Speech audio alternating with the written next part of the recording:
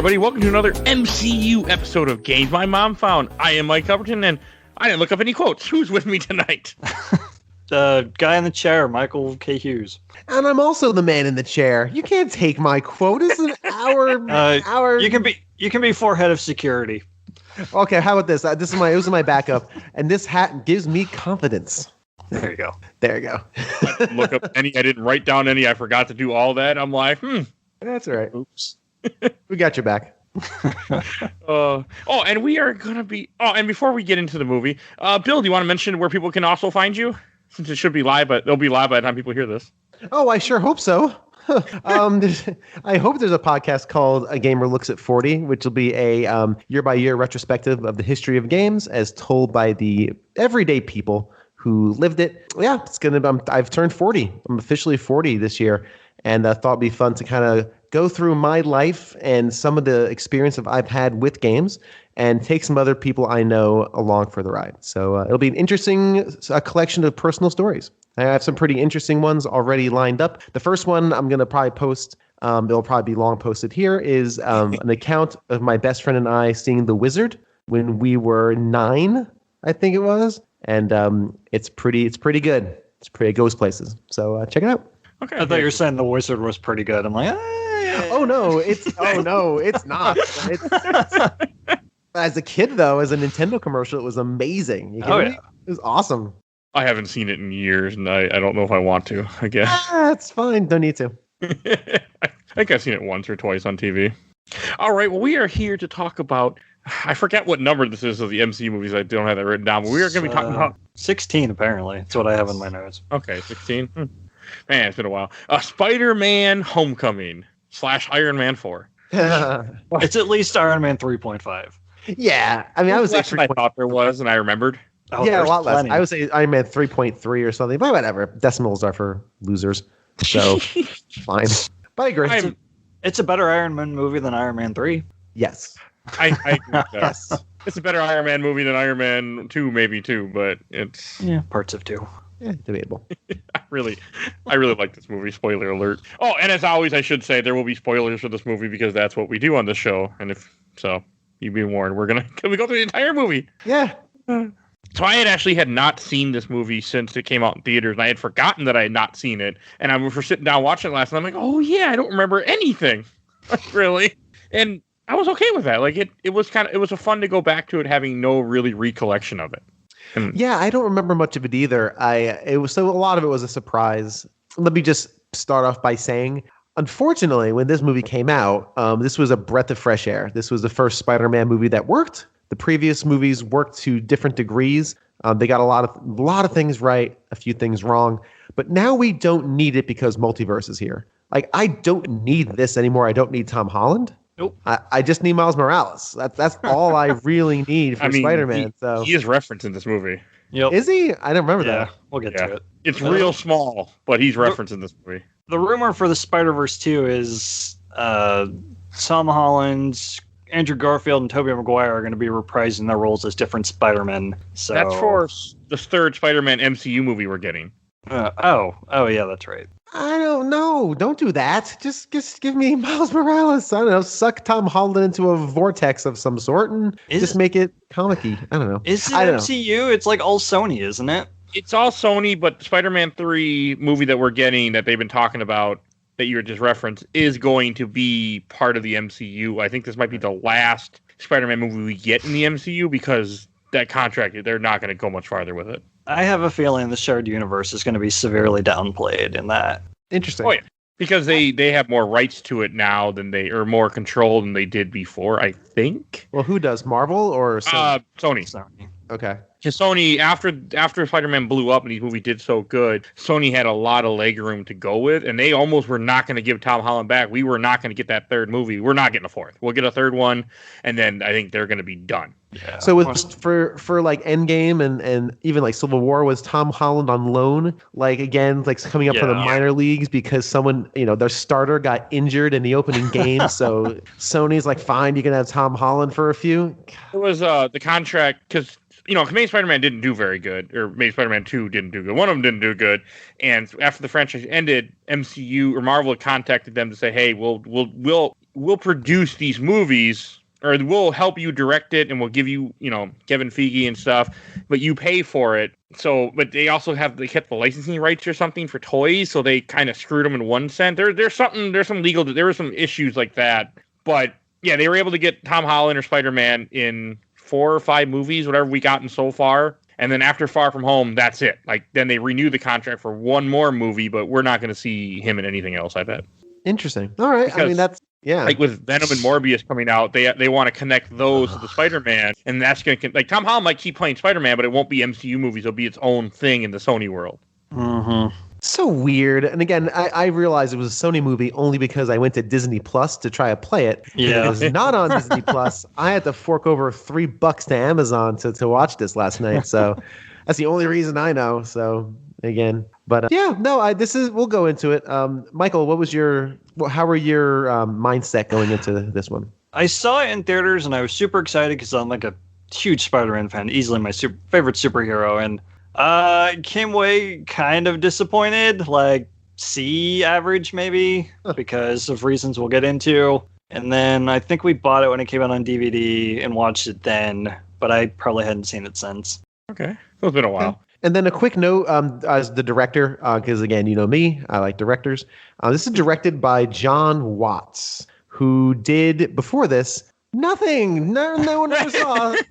No one ever saw any of it. He did a movie called Clown, which was a weird horror movie, and a movie called Cop Car, which was actually pretty well received, although I never saw it, so I can't speak to it. It was actually pretty decently received. And then 3 Spider-Man movies, and he'll be doing the Far From Home sequel, and evidently a Fantastic Four. Oh, yeah, I see that on IMDb. That's interesting. We're going to do Fantastic Four again, because we haven't learned the last couple times. Well, Fox did the first 3, so hopefully Marvel can get it right.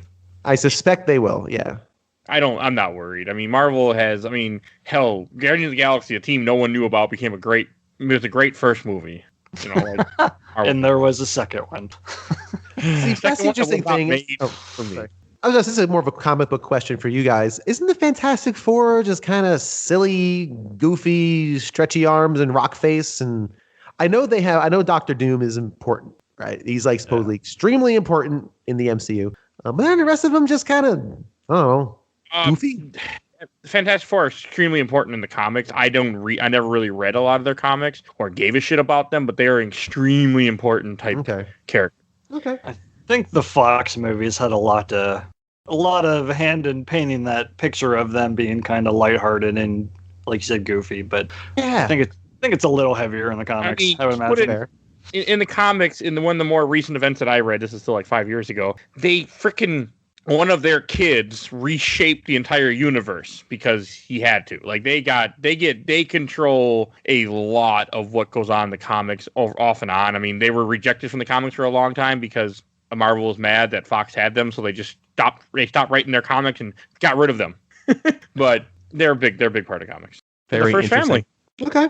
Yeah. Cool. They're the beginning of the entire Silver Age that we got. Silver Age. Very interesting. So this movie came out in 2017, which I did not say yet. And like it starts off interesting. Like I like how it picks up right after Avengers ended, where you have these random guys in a cleanup crew, gathering up stuff, getting the ruins. And I love how they make you feel for him too, kind of, because the people, the brass comes in, we should say, or the authorities are like, "Yep, you got to go," and he's like, "I bought trucks. I hire people. Oh, well, get out of here." Like, they don't even give one shit that he put all this money on the line to do this job. They're like, "Nope, you're fired. Get out of here." It makes you feel for the character, for Adrian Toomes or Michael Keaton. Yeah. Well, first off, we got to talk about Michael Keaton. He's obviously Michael Keaton. He's pretty beloved, I think. It's interesting seeing him in superhero movies now after his turn in Birdman, which was before this. I don't know if you guys have seen Birdman, but I have wonderful. It's wonderful. Playing, basically playing Batman, like basically him as Batman as a person, failed, not failed, but he's kind of like over the hill superhero star looking for one last gasp at, relevance. And here he is playing another comic book character and doing it okay. I don't like Vulture as a villain. I don't think he's very good. I think the villains in this movie are below average, personally. And they very quickly, like you said, Mike, all right, people, you got to care about this guy.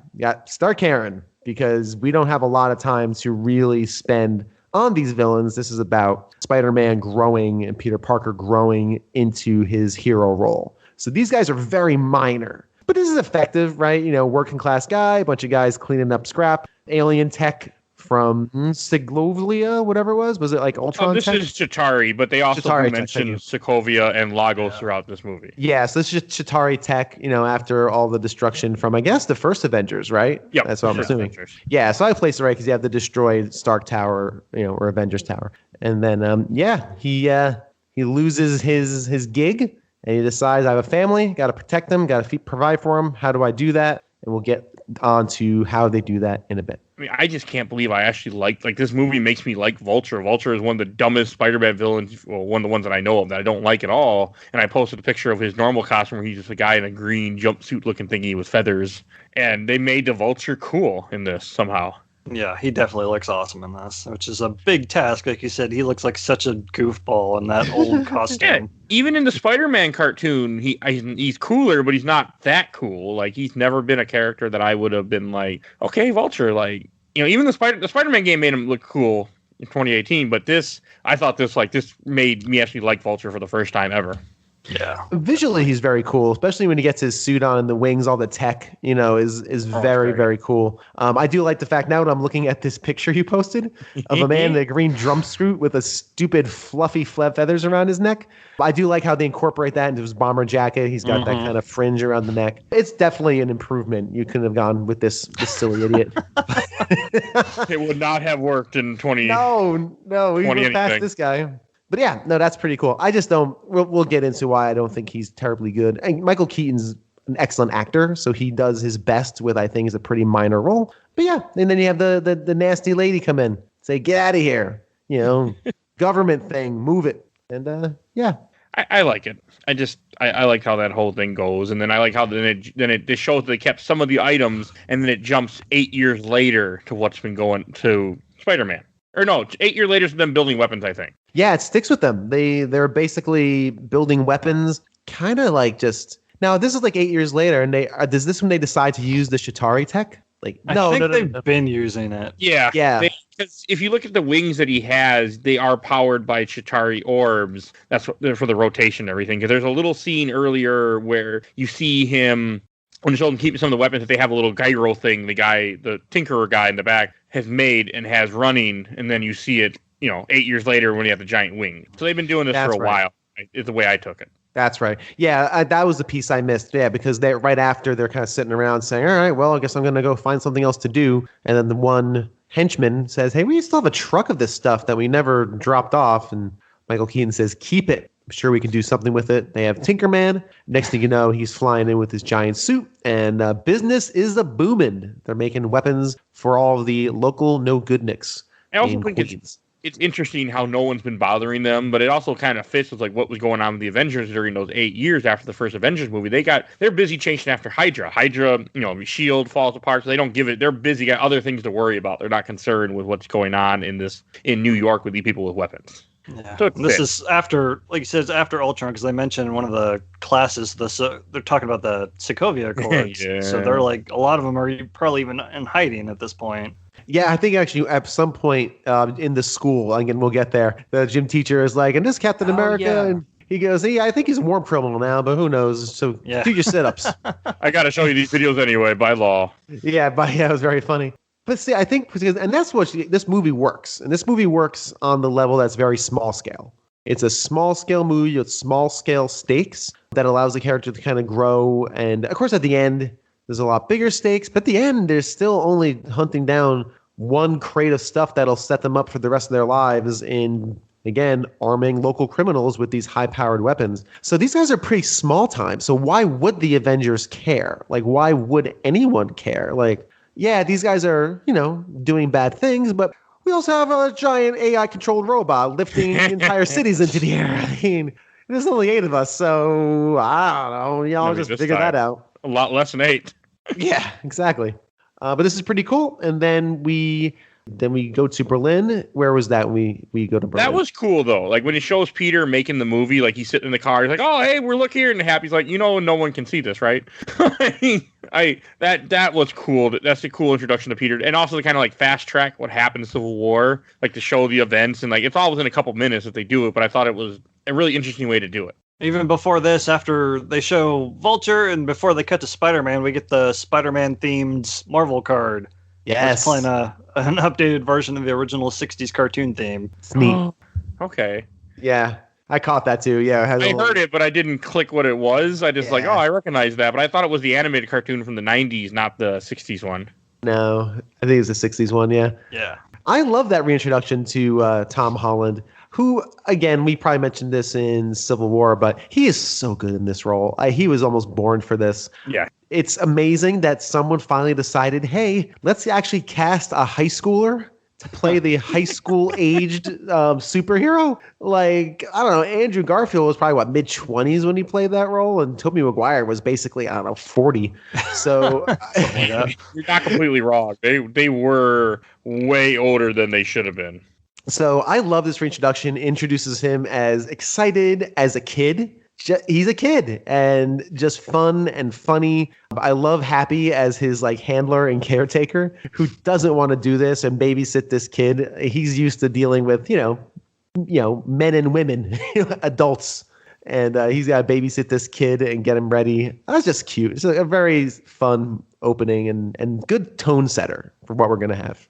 It's definitely one of the lighter MCU movies compared to the last few we've had, even Guardians 2. It was heavier than the first one was, so yeah, this was a nice change of pace. Guardians 2 took humor, terrible things, put the humor in, and then laugh at that guy getting thrown out there like, like what? Fuck that. We get some of that in this too, just kind of forced humor. Yes, there is, but again, this is almost like a John Hughes coming of age movie. Like this is really like. Wait 16 candles. Wait until you see Far From Home. It's so much worse. Really? Okay. You're going to love Far From Home, I feel like, if you like John Hughes movies, where I did not like Far From Home from what I remember as much because it's too high school-y for me, but it was one of the big criticisms that it was a little too high school movie than superhero movie. Yeah, they spend a lot of time in detention. All right. I mean, this is just the right amount. This is, again, this is setting the character, and this is establishing that, again, he's a high schooler with high schooler problems, and how a spider person would deal with said problems, and how he would react to being a spider person. Like, what I love at the end of this scene, of this sequence, he thinks he's an Avenger. In his mind, 14 years old, I'm an Avenger. I stole Captain America's shield. I jumped around a bit. I was basically a distraction, but you know what? I'm part of the team. And then when fast forward to him in Queens going back and forth to school, him just checking his phone, his sad texting Happy, hey, still here. I like all that. And I also kind of feel like Iron Man's kind of villain too in the beginning of this, because he took this kid, set them all, hey man, you're awesome. You did me this favor. All right, go away now. You helped me out. I don't give a shit about you anymore. And that's how I took it at first. I'm like, you're a fucking asshole, Tony Stark. It almost feels like they only put Spider-Man in Civil War just to introduce Spider-Man. Oh, that is why. Well, yeah, I mean, I definitely, and also for the trailer bait, that was in all the trailers, if I remember, for Civil War, was Spider-Man showing up, right? Oh, yeah. So yeah, that was definitely part of it. I'm mixed bag on it. You would think that Tony would understand he's a 14-year-old kid and he's going to just be a 14-year-old kid with these exceptional powers. And but also I could see Tony being like, we don't need you anymore. Like you're the reserves, you're in the bullpen, right? We call you when we need you, but we may not need you for 6 months, right? I mean, I think it's 2 months after Civil War just takes place when they start showing all that. But also, I mean, it just feels like, why would you take a kid, bring him in, but then at the same time, once you get done using him, you just kind of toss him to the side? I mean, I know you got other problems to worry about, but that's how I took it. I'm just like, man, asshole. He treats him better than the last teenage kid he dealt with in Iron Man 3. I'm going to go just like your dad. See ya. Man, that movie. They're connected. That's right. They have a connection. But yeah, so we get now the nice montage of Peter at school doing school things. We meet his friend, who I love. I really dig him.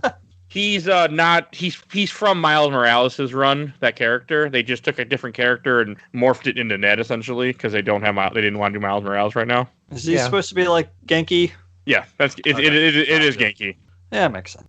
Yeah, I don't know what those words mean. All I know is his fun friend who has his favorite hat. That's basically what it is. And again, good. It's really again cementing Peter, which is weird because Peter is not terribly dorky. Like he doesn't play that well at all or unlikable. He's Tom Holland. He's not exactly, he's not Louis Tully. All right, like he's he's Tobey Maguire. Good looking kid he's not exactly. So. Yeah, I don't know. But I do like the whole school thing cementing as, he's got his one best friend. They connect on, Lego Star Wars, and I like that with Death Star. That was cool. Yeah, it's a good. He's making the web fluid. I think what was it during science class during chemistry. Yeah, I was thinking this morning, I'm like, oh man, we don't have our goop. Can't make that running joke. I'm like, oh, he's got the web fluid. He's making his goop in his chemistry class. It's all overflowing too, and he's extremely smart. Like he's sitting there again, fantasizing about being an Avenger, and teacher wakes him up and he says, right answer. Mass cancels out, so something sign, and he's right. So incredibly intelligent. We're learning about Peter Parker as he's going about his everyday, pretty mundane life of just being a kid at high school. Yeah, it's not good. High school sucks. That's what I remember. No, it's not great. I hated high school. No, terrible. Same here. This is the weakest Flash Thompson in all three of the Marvel or the Spider-Man universes. Like he just seems like another little nerdy kid, and he's bullying Peter. So who is this? Yeah, wait, Flash? He is right? one of the Venoms. Oh well, yeah. Really? Oh, so the kid who keeps calling him, like making fun of him. I kept calling him Mr. Scratch because he was DJing at the party. Oh yeah. I'm like, is he gonna be like the Scratch, like the Shocker? Wait, Flash Thompson is the Venom that it becomes Asian Venom, if I'm correct. Agent Venom, yeah. Okay. Oh wow! See, that completely went over my head. Obviously, Asian Venom is a guy who goes to the military, loses his legs in war or battle or something, and then they give him the symbiote, which then will grow his legs back. But also the symbiote takes over, but he's able to control it more, and he's like an Avenger. He's not a villain or anything. But originally Flash was just Peter Parker's bully, and that was his only role. And it's weird to see this scrawny little kid being the person that Peter's supposed to be bullied by. Yeah, it didn't really ring true. It was, I agree with you. It was kind of like he's a bully should be someone you're afraid of, right, or intimidated. Yeah, he's the kind of kid you're just like, shut up, just go away. So the Tobey Maguire and the Amazing Spider-Man, they're both at least kind of jock-like. Sure. So they fit that bully trope, but this kid, I don't know. Yeah, and again, a bully doesn't have to be physically intimidating, but as a shorthand for a film, there should be something there, or at least an air of intimidation from a physical level, not just making fun of somebody, which again, as we all learned from Sesame Street and reading Rainbow, words hurt. Yeah, he doesn't serve any real purpose in this movie other than for a couple dumb things. Yeah, it's fine. Yeah, he didn't even cross my mind as him even being a bully, just a guy that doesn't like Peter. Great. He's responsible for the most mentions of the word penis in what's essentially a Disney movie ever. This is true. He refers to the male genitalia way too much. Way too much for anyone's liking, I would think. So there's a lot of that, and a lot of swears, and the girls are playing FMK at one point. Like, yeah, I was shocked by that one. Oh yeah, Spider-Man movie. Okay, that was funny. That girl comes back in the second movie. The blonde. Which one? The blonde one that said she would kill Hulk. I don't remember what else she said. Yeah, that's Betty Brant. She works for the Daily Bugle and other continuities. Oh, so interesting. Okay. I did not know that. Oh, and I got a question for you, Bill, because you live in New York. So when they go to the guy, he goes to the restaurant early on around this part, and the guy's like, "Oh, terrible life." And I'm thinking to myself, terrible life to own a restaurant in New York City, right where you're at? Like that doesn't sound too terrible to me. Well, no, it's not, and I don't think it's not. I mean, and he makes the best sandwich in Queens, evidently, and that's a very New York thing. You know where your favorite sandwich is, favorite bagel, favorite pizza. Like those are like the three things you know. So that's a very New York. I've never spent any real time in Queens, so I don't have an attachment to that. But I can definitely have the attachment to a corner bodega that makes an amazing sandwich that knows what you want. Yeah, I want the number 5 with no tomatoes and squish it flat, I think is what he said. And it's a very New York, again, Queens neighborhood kind of thing. know more about that than I would. But Oh no, I got a kick out of it. I thought it was very fun and very cool. So I just thought it was just funny. He's like, "Oh, terrible life." I'm like, man, like, it's a grind. It's definitely a grind. He's the owner's probably thinking, stay in school, get a degree, get a job where there's you're a not. lot worse ways to end up if you didn't stay in school than owning a restaurant. Oh no, of course, yeah. That's how I took it. That's what irritated me. I'm like, you asshole. I don't know. It just bugged me. If he wants to complain, wait a few scenes. He can complain later. Yeah, I mean, then he had a reason to complain. Yeah, I think a pretty big one. Yeah, But yeah. And they have him change in the alley. I thought was funny too, where he just and the classic Spider-Man thing where he just puts the backpack on the on something and webs it, even though I don't know why he didn't put it higher up or something. But yeah, hide it a little bit. Hey, he puts it on a trash can. Yeah, and he's excited. He just wants to go out and do his swinging. And again, I'll say it just 100 times. He's 14. What else do you expect this kid to do? He's 15. Right? 15? I thought the movie said. He corrects them. Yeah, he corrects Tony. Oh, okay. All right. So what did you think about the song, Bill? Blitzkrieg Pop. That's great. I mean, it's a classic. I mean, it works well with that scene. He's bopping. He's going around being the friendly neighborhood Spider-Man, which is so fun and refreshing. You would have had a lot different. Hey, what? It was Ooka Chaka instead. Oh yeah, no. See, I would have thrown up. So that really, yeah. No, Blitzkrieg Bop is fun. It's a great song. It's classic Ramones, of course. But it's it fits that scene very well. He's just swinging and swaying and helping out and not helping out. Like I love the moment when he tries to stop the quote unquote car theft and it's not. He's like, "This is my car." Where we get a Stan Lee cameo. It was great. Like it's funny because it shows that he's really not that good of a hero yet. He doesn't, he's just trying to do the right thing, but he doesn't really know what he. And then you have the whole, you have the Stan Lee cameo here too, where he sticks out the apartment. He's like, "Hey, what are you doing? Don't make me come down there, you punk." Hey, Marjorie, how you doing? He's always good. Yeah, it's neat. That's always fun. You got to squeeze him in there. And why not? Popping out of an apartment, fun moment. Not my favorite, but no, nowhere near. Think about Guardians 2 with that Stan Lee cameo. Yeah. I was going to say that too. I just want to keep shitting on Iron Man 3 this whole episode. Again, this is Iron Man 3.5, so it's valid. You're not wrong. I mean, I'm glad there's less of him than I remember there being, but there's still too much of him. Oh, there's plenty of mentions. I kept a tally. We'll talk about it later. Okay. I look forward to that part then. And this is also when you have the first. As I have said on the show before, I don't really like comedy a whole lot, but I laughed a lot during this movie. So maybe I just like certain kind of comedy. I don't like comedy where you're making fun of people as much as I like when he goes into the ATM. He's like, "Thor and Hulk and Iron Man, hey, you're a little small for Hulk," or something like that. Like, I laughed hard. It's funny. It's this movie is almost a comedy.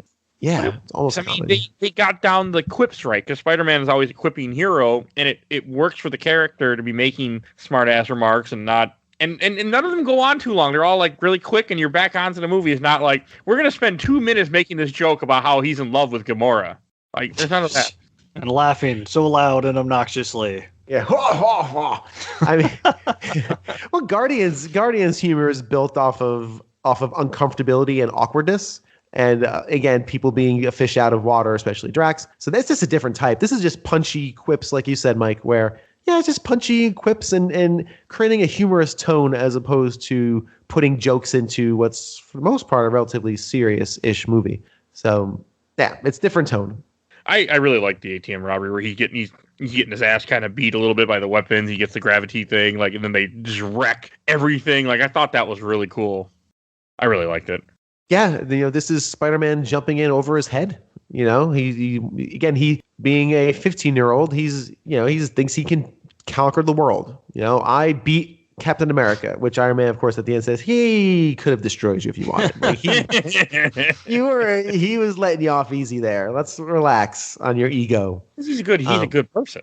Captain America is. Well, of course he is. He's not going to destroy a 15-year-old. Just knock him unconscious, cause brain damage. I mean, Tony might have. I know. Tony's a different story. But yeah, this is a very cool scene. Again, this is showcasing some of the abilities he has, and he's very capable, but not quite capable enough to completely save the day. And in the process, destroys his favorite bodega, which is really sad. Like, that's hard. Hey, at least he saved the guy, though. Yeah, no, because he's Spider-Man. That's kind of, he has the same kind of do-gooder heart that like a Captain America would, just without the skills or the experience to back it up. I like when he's holding the cat too. I thought that was cool. He pulls the guy out. He got the cat. He's just I missed that. I was like, did he save Murph? Did he save the cat? I couldn't remember. The Avengers Bake Heist is actually a reference. It happens somewhere in Ultimate Spider-Man, apparently. Oh, according to the internet. Okay, I'll believe it. That I do have some Easter eggs pulled up. Some I caught, and this is I do love this scene when he comes back to the house or the apartment, and he just goes in the room, and then Ned's just sitting there waiting with the Death Star after he gets done climbing on the ceiling. He's like, I'm not Spider-Man. He's like, and he just drops the Death Star. It's like, you're on the ceiling. No, I wasn't.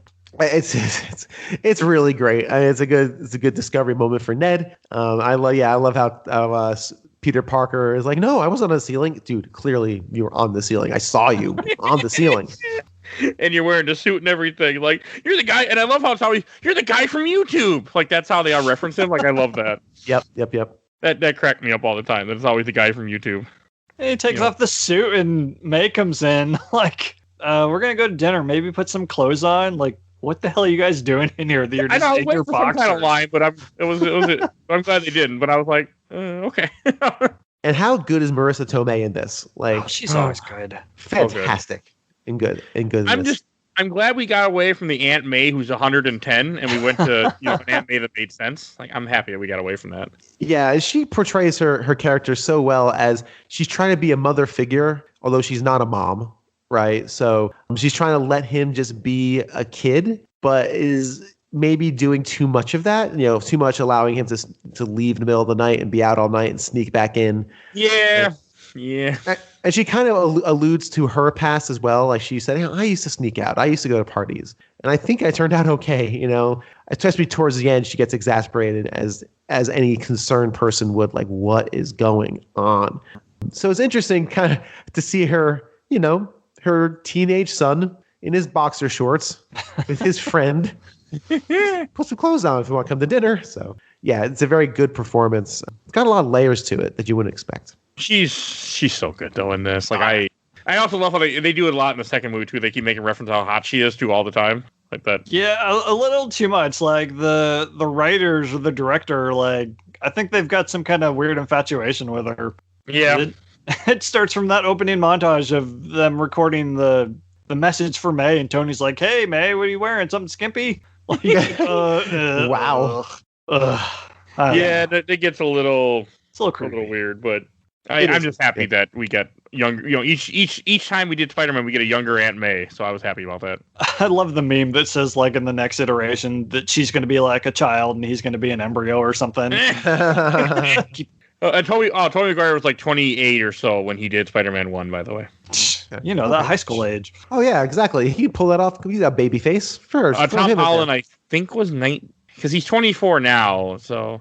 This came out 4 or 5 years ago, or 4 years ago, so about 19, 20 probably. He plays a high schooler really well, Yeah, really good. Anyway.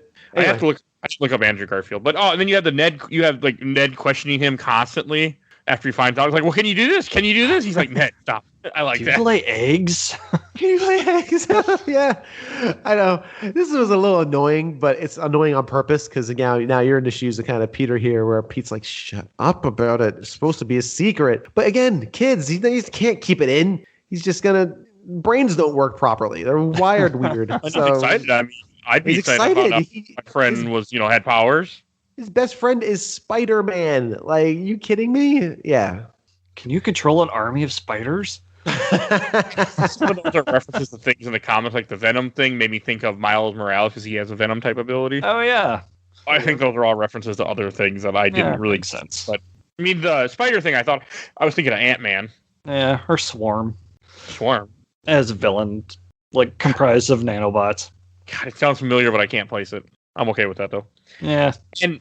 Okay, I do when they're in the gym class and you get the gym videos of Captain America, like we referenced earlier, where we talked about, we're like, I think he's a war criminal. Man, I laugh again at this one. I laugh at that too. Yeah, that they got Chris Evans back. The high school teacher just does not give a shit. He's like, yeah, whatever. I think this guy's a war criminal, but I'm supposed to show it to you, so here it is. Who cares? Get your sit-ups going. Tweet. Here's my whistle. You do sit-ups. I'll sit over here. It's classic high school gym teacher behavior.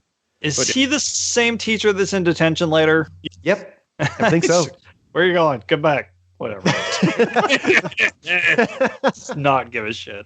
Okay. Oh, wait. There's a reference I'm looking forward to. I'm sure you guys didn't catch because I wouldn't have caught it except for the internet. But we're not there yet. This is also when you have Ned be stupid and when the hot girl, as I just put down as hot girl because I couldn't remember her name, it's Liz, Allen. Where she's talking about, oh hey, I got this, I like Spider-Man, and he's like, Peter knows Spider-Man, and everyone just gets quiet, and I'm just like, that was funny. Oh, we went past Michelle's introduction, where they're in the lunchroom, and Ned and Peter are talking about Liz getting a new top. No, she's had that. She just hasn't worn it with that skirt before. We should probably stop staring before it gets creepy. Michelle at the end of the table. It's like, too late. It's already creepy. She is the best character in this movie. She's such a snarky ass, and I love it. Yeah, she's pretty great. She's just a good counterpoint to everybody's good-heartedness and kindness. Her one of those wonderful kind of like too smart for her own good. Like you said, snarky.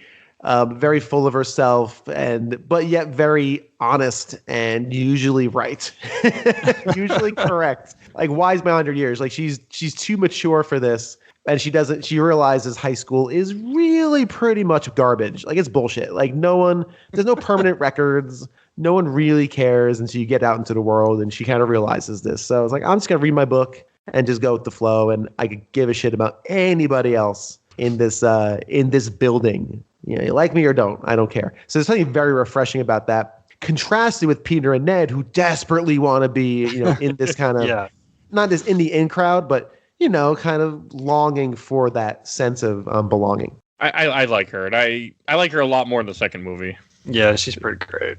I don't know who the hell she was before, but I guess she's a Disney star or something. She's a singer. Oh, yeah. Zendaya. Oh, I don't know. Because her name is only Zendaya. There's no last name. It's just one name. I saw that in the credits, and I was like, I guess you're a thing. Okay, fine. I don't have kids who are watching Disney. 11-year-olds watching Disney movie shows like that. So it works. It's good. Was. She's very good. I mean, and then the party was cool too. Where then they end up going to the party, which again leads to so many other problems. Like, and that's also where they get really stupid with Flash Thompson when they're at the after they get to the party, and at that one point after Peter leaves because he's gonna change to Spider-Man, then he sees the fact that there's like something going on somewhere else, so he goes to investigate, and then there's like, you probably shouldn't come back, and you hear penis Parker, and I'm just like, a little stupid. High school kids being high school kids. I'll give them a pass on that one. Yeah, and again, that was when Flash. I keep screwing up his name. Is it Flash? Yeah, it's Flash. Flash. Technically, it's Eugene, but okay. Well, when Eugene, I'm gonna use that name because Flash is, even though Flash is lame, it's not lame enough for him. So when Eugene is doing the spinning and the kind of penis Parker and all that, it's pretty lame. Again, it's I do like the fact that Ned did what he did to get them into the party. Because again, that's a very friend sort of thing to do. Like, dude, you don't realize what I just did. I got you into the party. She's into you. You got to do your thing. I do like when they walk in to this party, extremely awkward. They know they don't belong. But that's when he has that great line, "This hat gives me confidence." He's all beaming with his big old fedora. Man, have we all had that article of clothing that just thought we rocked it. And then you look back at those pictures 15 years later and you're like, oh, Lord, take that thing off, you moron. What are you doing? But it's all that coming of age stuff. It's great. There's one moment, and I think it's here before Peter notices the explosion and heads off to the sale, the weapon sale. He's in his Spider-Man suit, and the plan, of course, is for Peter to run in as Spider-Man. Hey, where's my man Peter Parker? Guess he's in the bathroom. Well, tell him I said hi. And then leave, which is it's a very good plan, I guess. He sees Ned through the window, and Ned is standing there, kind of looking out onto the horizon, looking for Peter. And he's got his hat on, and he's got his matching shirt and pants, and he looks so alone and sad, and doesn't fit in. So no matter what he's doing, he doesn't fit into that world, and he realizes it, and he's desperate for Spider-Man to show up and save his ego, save him from this. And I think, again, if you weren't in the cool clique, which most people weren't, what that feels like. You know what it feels like, even as an adult, I'll go to a gathering when we used to have those. Maybe when this is recorded, we'll have gatherings again. Maybe we can all be together and do things. Back when we have gatherings, like I've been in situations as an adult where I'm like, I don't want to be here. Like, I don't belong here. I don't like these people. I wouldn't hang out with these people if I weren't forced to be here for this reason. So it was such a beautiful moment. That little piece was really touching and really spoke to a lot of that high school experience of just not fitting in and not belonging. Peter, where are you? That's not working. Like, it's supposed to be this icebreaker. People are going to come up and comment on his hat. Like, hey, that's a cool hat. Man, that's rad. And no one pays attention. You're like, and again, as an adult, I'm like, yeah, no one cared about your hat. Girls didn't care about my sound system in the car. No one cared about that. It's fine. May notice at least. Some people wear hats. Ned, you wear that hat. So good. So good. Yeah, again, and May just being so supportive and cool. Such a good character. But yeah, so then Spider-Man heads off to follow the explosion. I do. Is this the part where he's running through the yards and stuff trying to get to the van, or is that after? That's a little bit after. That's after the sale. Okay, that's after the Ferris Bueller part's after this. Okay. Yeah. I like all the whole him, like seeing him swing around. Like, I think there's one part he goes to a golf course. Like, man, this is no fun. He's running across the golf course because there's no trees.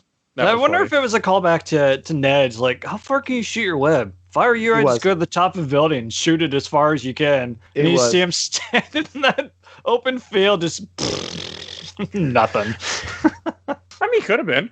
Yeah, it was. It was definitely a reference to that to that comment. Yeah. That whole part is it again. I was laughing at this movie and I thought that was cool. That I was laughing. It was fun. And the van stuff, like when they're trying to sell the weapons, and it's because it's Donald Glover, and that, which is supposed to be a Prowler character from the Spider-Verse that you would know him from. We don't find that out until later. Okay, yeah, no, they don't say his name or anything here, do they? No. Okay. Do they say his name? When do we find that out?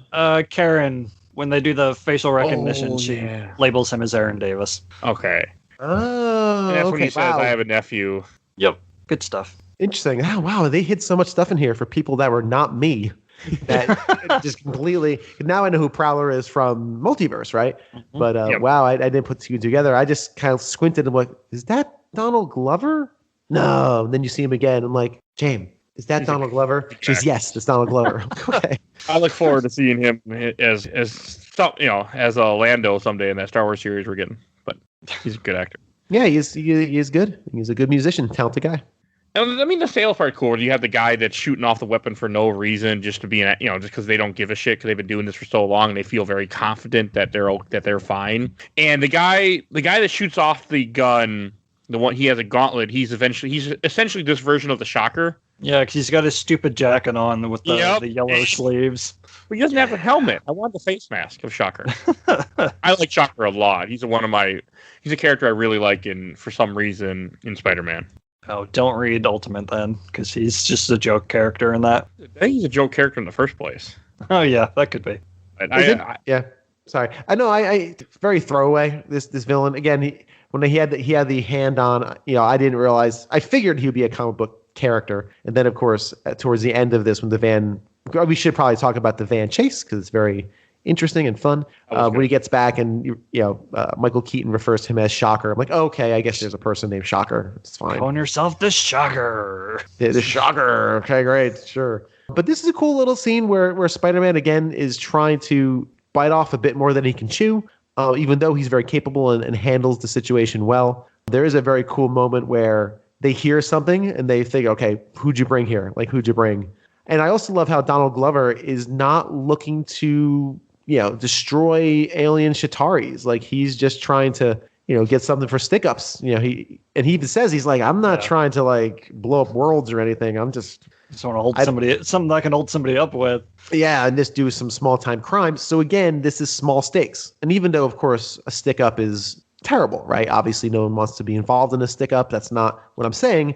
But compared to the Chitauri and intergalactic stakes of every other Marvel movie that seems to come out these days, this is very minor. So, again, friendly neighborhood Spider-Man who's just biting off a little more than he can chew. And even though he handles some of the threat well, he ends up going on a chase of Shocker and Future Shocker as they trail throughout the neighborhood. This was like good. You said, they pull the guns on Donald Glover, they're like, "Who'd you bring?" And Spider-Man jumps out. He's like, "Hey, if you're gonna shoot at someone, shoot at me," being the big time hero. Yep. It's natural. It's a natural reaction. Like he doesn't like try. It's just shoot at me. I can jump. I think. I hope. Hopefully. I mean, again, that plays a big part because by him doing that, it helps Donald Glover trust him later on a lot more than he would have otherwise, and you wouldn't get the later part of the movie. Well, yeah, you wouldn't have gotten anything. Just movie just in the ends. movie. Wah, wah, wah. Yeah, no, and it's also establishing more character of who Peter Parker is as a person. He's very selfless, also very reckless. He's very reckless, right? And that's again part of being a 15-year-old kid. You definitely see that in this chase scene too. Oh my! I had a hard time with this. Like, I don't know if this was supposed to be played for fun because it felt like it was supposed to be played for laughs. He's jumping through. I'm like, that's property damage. Now maybe I'm just a homeowner now, but do you know how expensive that fence is? Like, my HOA ain't gonna like that for too long. They're gonna be pissed. I'm gonna get fined. I gotta rebuild that dumb fence. Like, he's just destroying these backyards. And I'm not sure if the intention was to play it like a Ferris Bueller, which of course they reference that. Absolutely. I mean, that's how I took it. It's all and they reference it very well. But I don't know. I read that as like, I almost wanted him to kind of turn around at the end. And I thought that was going to happen. Like, after everything had finished up and they had escaped, the villains have escaped, to him like turn around and see what he had done. And realize, ooh, wow, I'm not the friendly neighborhood Spider-Man. I really wrecked this neighborhood. I need to be more cautious about who I am, even though the Avengers aren't. They don't care. Blow up everything in the case of the name of galactic warfare. But he turns around and sees that weapon and gets distracted and says, ooh, here's some tech. They left some behind. What do you guys think, though, about the actual chase itself? Just the kind of the pacing and how it all kind of came together with him getting dragged around and smashed into buildings and everything else. I think it's just supposed to play into his inexperience. They're showing that he's not the Spider-Man that we know from other continuities or whatever. So he grapples he webs onto the treehouse and pulls it out. He crashes into somebody's shed. Like you said, he takes out a fence. It's like, it's I don't know. It didn't do anything for me, unfortunately. Yeah, the tent scene with the two little girls. He's like, hi. I laughed out. I laughed hard. Yeah, none of that really worked. I agree with you, Michael. It was just very kind of, again, low stakes are fine as long as it's higher stakes for the character that's happening to. Miles Morales does that beautifully because, again, Miles Morales has the same situation. Multiverse does it the same way. There's low escalating stakes, but there are high stakes for the character themselves. There's really no stakes for Peter Parker. He's either going to lose the villains or catch them. And if he catches them, what is he going to do? I guess tie him up with web and put a sign on them, as he is wont to do a few times in this movie. So it's really more of just like you said, just kind of like it's showing how inexperienced he is. And even though he has powers and he can handle vicious blows and getting dragged around the ground, he's not ready for this. And proven when they escape. And they drag their broken van back to. Even before that, he doesn't grab Vulture. he doesn't grab the villain. The villain grabs him straight out of the air. It's our first good look at the Vulture, and he looks awesome. With the glowing green eyes and the big gyro wings. I forgot he shows up and kind of just says, "Forget this," and he throws him into the lake. Yeah, he pulls him up into the sky and just drops him. And as Peter's falling, you see Vulture silhouetted over the moon. I think that's supposed to be a Batman reference. Really? Okay. Yeah. It's kind of fuzzy in the background, but I definitely caught that. We can talk a bit about Vulture's design. Like you said, Michael, he is really cool. Very cool. I love how he looks handmade. Like he wasn't made by S.H.I.E.L.D. or some special. No, he was clearly crafted by a couple of guys in a garage just for this purpose of snatch and grab to get more material for their villainous enterprise. So good. His Gadgeteer buddy is actually another villain called the Tinkerer because he calls him Mason when they get back. I was right there when I made that joke, even though I couldn't remember. Yep, Phineas Mason, the Tinkerer. I thought you were just making a joke. Okay, I was, but I was pretty sure it was the name of a character. I just couldn't remember if it was Marvel or DC. I thought it was DC, but it was not. Yeah, even though I don't particularly like Michael Keaton's character as a villain and his motivations, which, again, his motivations are very sound, but they're not terribly earned. We talk a lot about this on the show. They're not earned, they're just explained. And when someone's motivations just explained to you, it's hard to really connect on an emotional level. Let's just kind of move the plot along.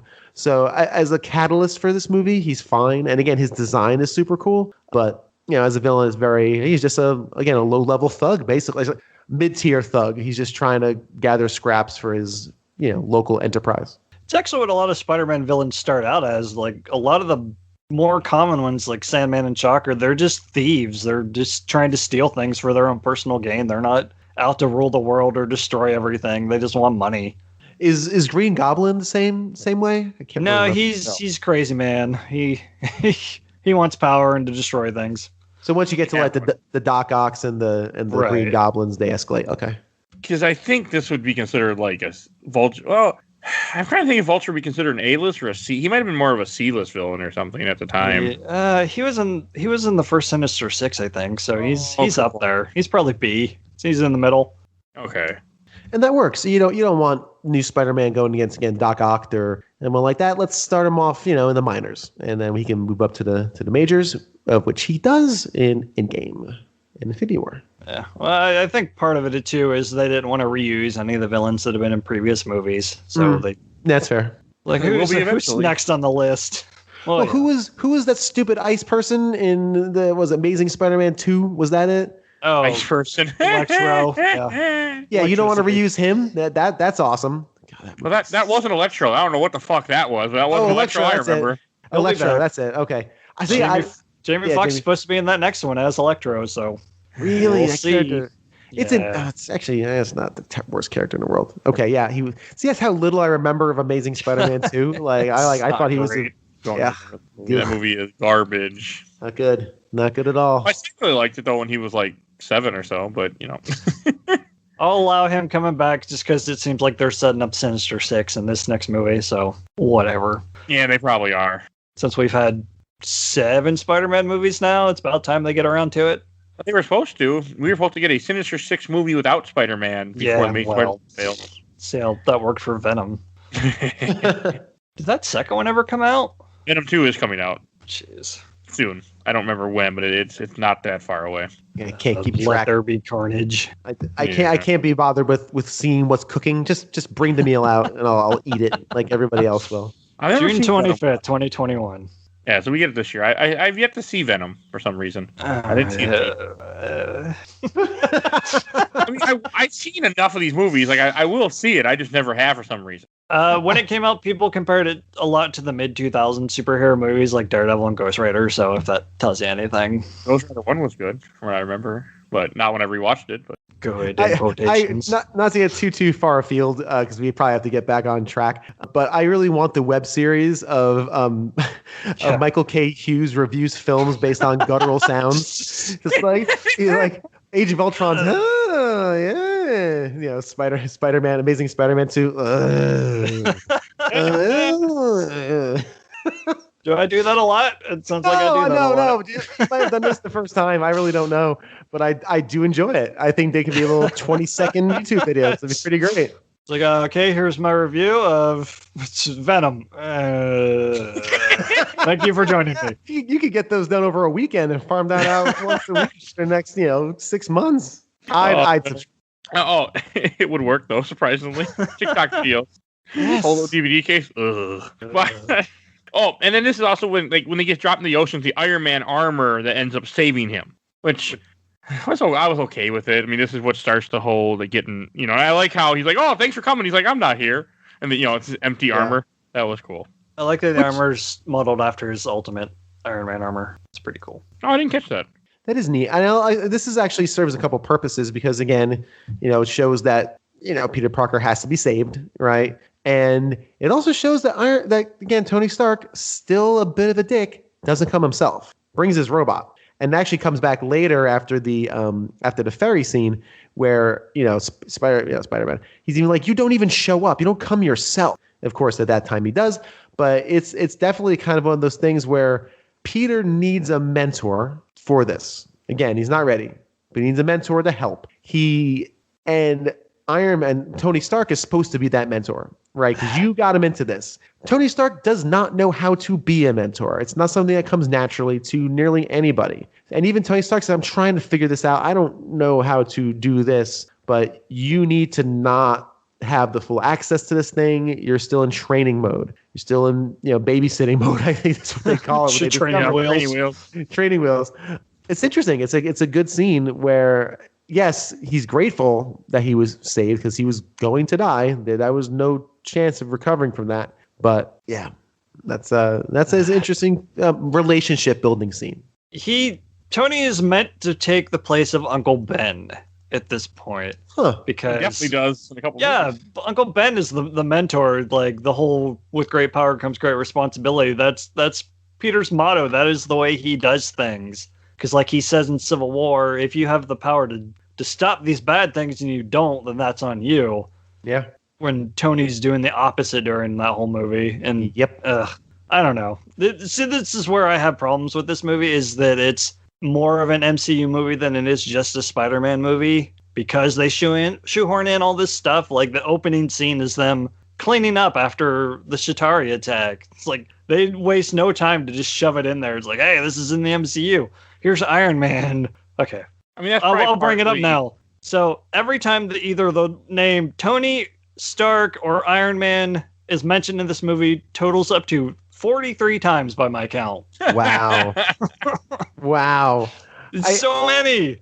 It is a lot, but I think you have to do that, right? Because he is part of the bigger picture. And I think because he was made such a big deal of in Civil War, maybe it would have been best to not include him in Civil War. Maybe like to just reintroduce him like Ant-Man. Like no one knew what the hell an Ant-Man was until the Ant-Man movie was over, and then they bring him in for Civil War. I don't know. I wonder if they kind of had to do that because, like you said, there is no Uncle Ben. You have to develop this relationship now, because when we get to Infinity War, we got no time for that. There's no time for everything better be set up in time for, because as we all know, it's a 3.5 hour movie.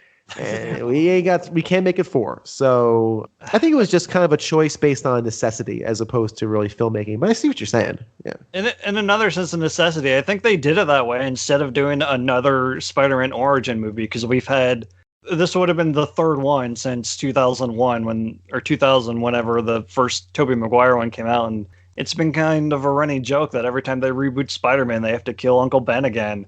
Yeah. And I think Sony's just like, well, let's just not do that again this time. So yeah. Put Tony Stark in there. That way we can tie it to the MCU and it'll all wrap up neatly. But I don't know. It just feels kind of forced. That's fair. That's fair. I didn't have a problem with it, but I see where you're coming from. So, I got to burr up my butt. So no, hey, listen, I think that's fair, and I think it's an integral part of the movie. I mean, Tony Stark is important in this, right? He's not a side. He's not like just in the periphery. He rescues him twice at least. So he's playing that role of just keeping an eye, and he got Happy constantly keeping an eye on him with the tracker. So all that stuff is here, and it has to be. But I see what you're saying. It may have been a little more natural to be like an Ant-Man, where we didn't have that appearance in Civil War, even though that was the big, orgasmic, oh, yay, Spider-Man, welcome, for the audience, of course. But it maybe have made for a more integrated movie or a more standalone movie that does its own thing. Spider-Man wasn't even in that movie. They got the rights midway through and wrote him in. I can't. Okay. You know what? I hate this. You know what? Everyone, every show I say this in disdain. It gets bad at this point. Anyway. How would you rate it in a guttural sense? Oh, what? The relationship between Marvel and everybody else in the world? Let's just do away with Shuffler Box. It's just guttural noises at the end. Let's do that. I know exactly what mine's going to be, so. You're right. It is a necessity in this one just because Peter needs that mentor to the driving force to move along. It's not needed in the sequel, and I know you haven't seen it, so I won't say too much. Yeah. But even after the events of Endgame, Tony is still a large, prevalent part in that movie. That's crazy. All right. I mean, insane. I have not seen it, so I'm curious to see how that kind of shakes out. We'll get there in 6 months. It's a movie. So we'll kind of move on with the van arrives at the base, and Vulture, of course, is upset at old Shocker because he's blowing things up. Like, we're low profile, we're low level. That's how we survive. You're sitting there blowing up. He's like, what if? I think he even says like, okay, it's Spider-Man now. What if it's like Iron Man or somebody else notices what we're doing with Chitauri tech? Like, stay low profile. We're doing well. I got an Audi. I think he drives. There's a bunch of sponsored by Audi vehicles in this movie. I got a nice car and a really nice house. Like I have providing for my family, and don't screw this up with being a wild maverick. So then, of course, old Shocker is like, screw you, old man. Then out of nowhere, like this is a weird turn, like a super villainous turn. Well, actually, no, I'm sorry. He pulls out the weapon and evaporates old Shocker. There's build up to it. He's like, He's like, okay, I can't afford to have you on this team anymore. You're too much of a liability. He's like, well, you think you can afford to have me out there with all that I know? And Vulture thinks he's picking up the anti-gravity gun. It's just, true. That turns him to ash. That's a good point. I thought this was the wrong gun, but he didn't really seem to care. It's like, it's fine.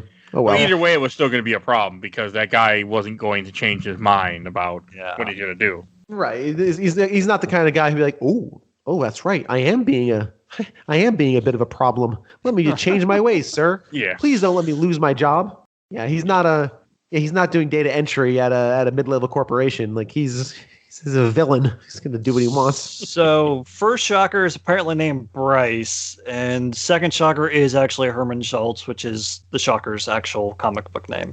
Okay. Who plays him? I liked him a lot. You mean the Dave Chappelle? Woodbine. That's the guy that looks like Dave Chappelle, right? Yeah, I guess. A bit. Old black guy. I don't know why Tip, when I was watching with Tip, she's like, it looks like Dave Chappelle. I'm like, yeah, it does. He has some Dave Chappelle energy. Look at the picture now. Wow, I didn't even... Yeah, he has some Dave Chappelle.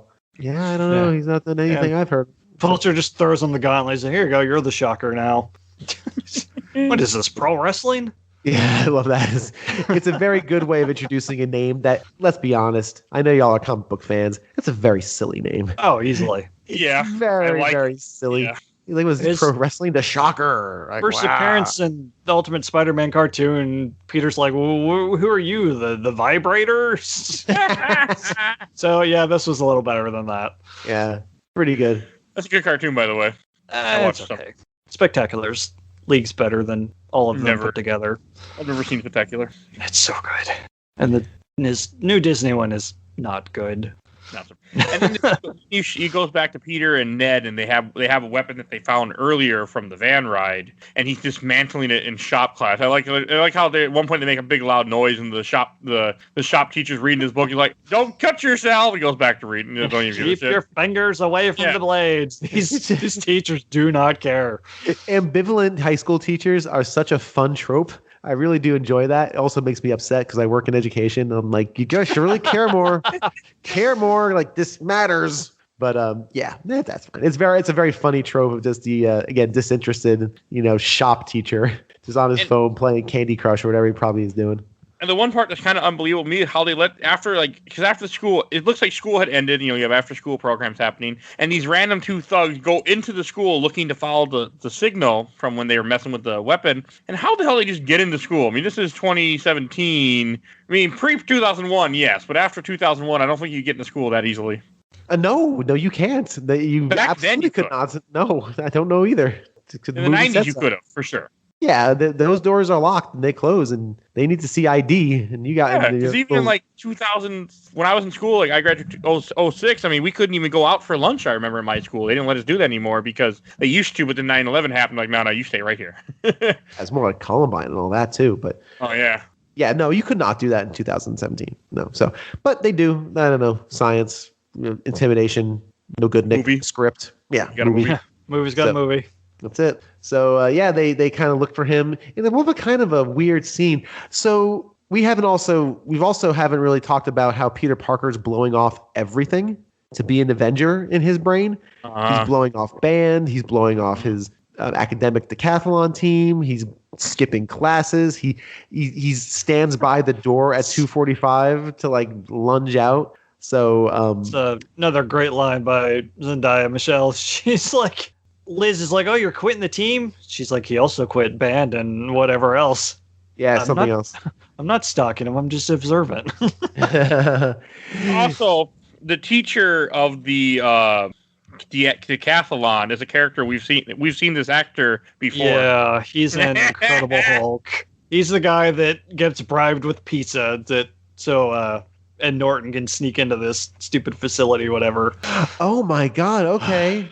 Wow. I only had know forgotten that 'cause so the much of that movie. It's baffling. Did I see that? I guess I God, must that have. was so long ago now. So long ago. We were Coming up actually on able like to. a full year. We were able to. I We think we were able to go to supermarkets without masks at that point. I think. Yes, we were. It was Wow. March, February. God, I wish I remember when we started this. I mean, I can find out. I have all the files, but I can't remember. But it's been a long time. Let's not get nostalgic. Let's not get nostalgic about it now because we still got a ways to go. Get nostalgic about our own show. Yeah, really. Like, oh, remember when? All right, so let's carry on there. And I just like that they brought him back and they put him in this role, and it kind of fits. Like, yeah, he was in college at this point. It's been so many years, so he could be a teacher. Like, I thought that was kind of cool. It's neat. It's cool. And again, he's kind of very, kind of the cool teacher. Hey, enjoy your book. It's fine.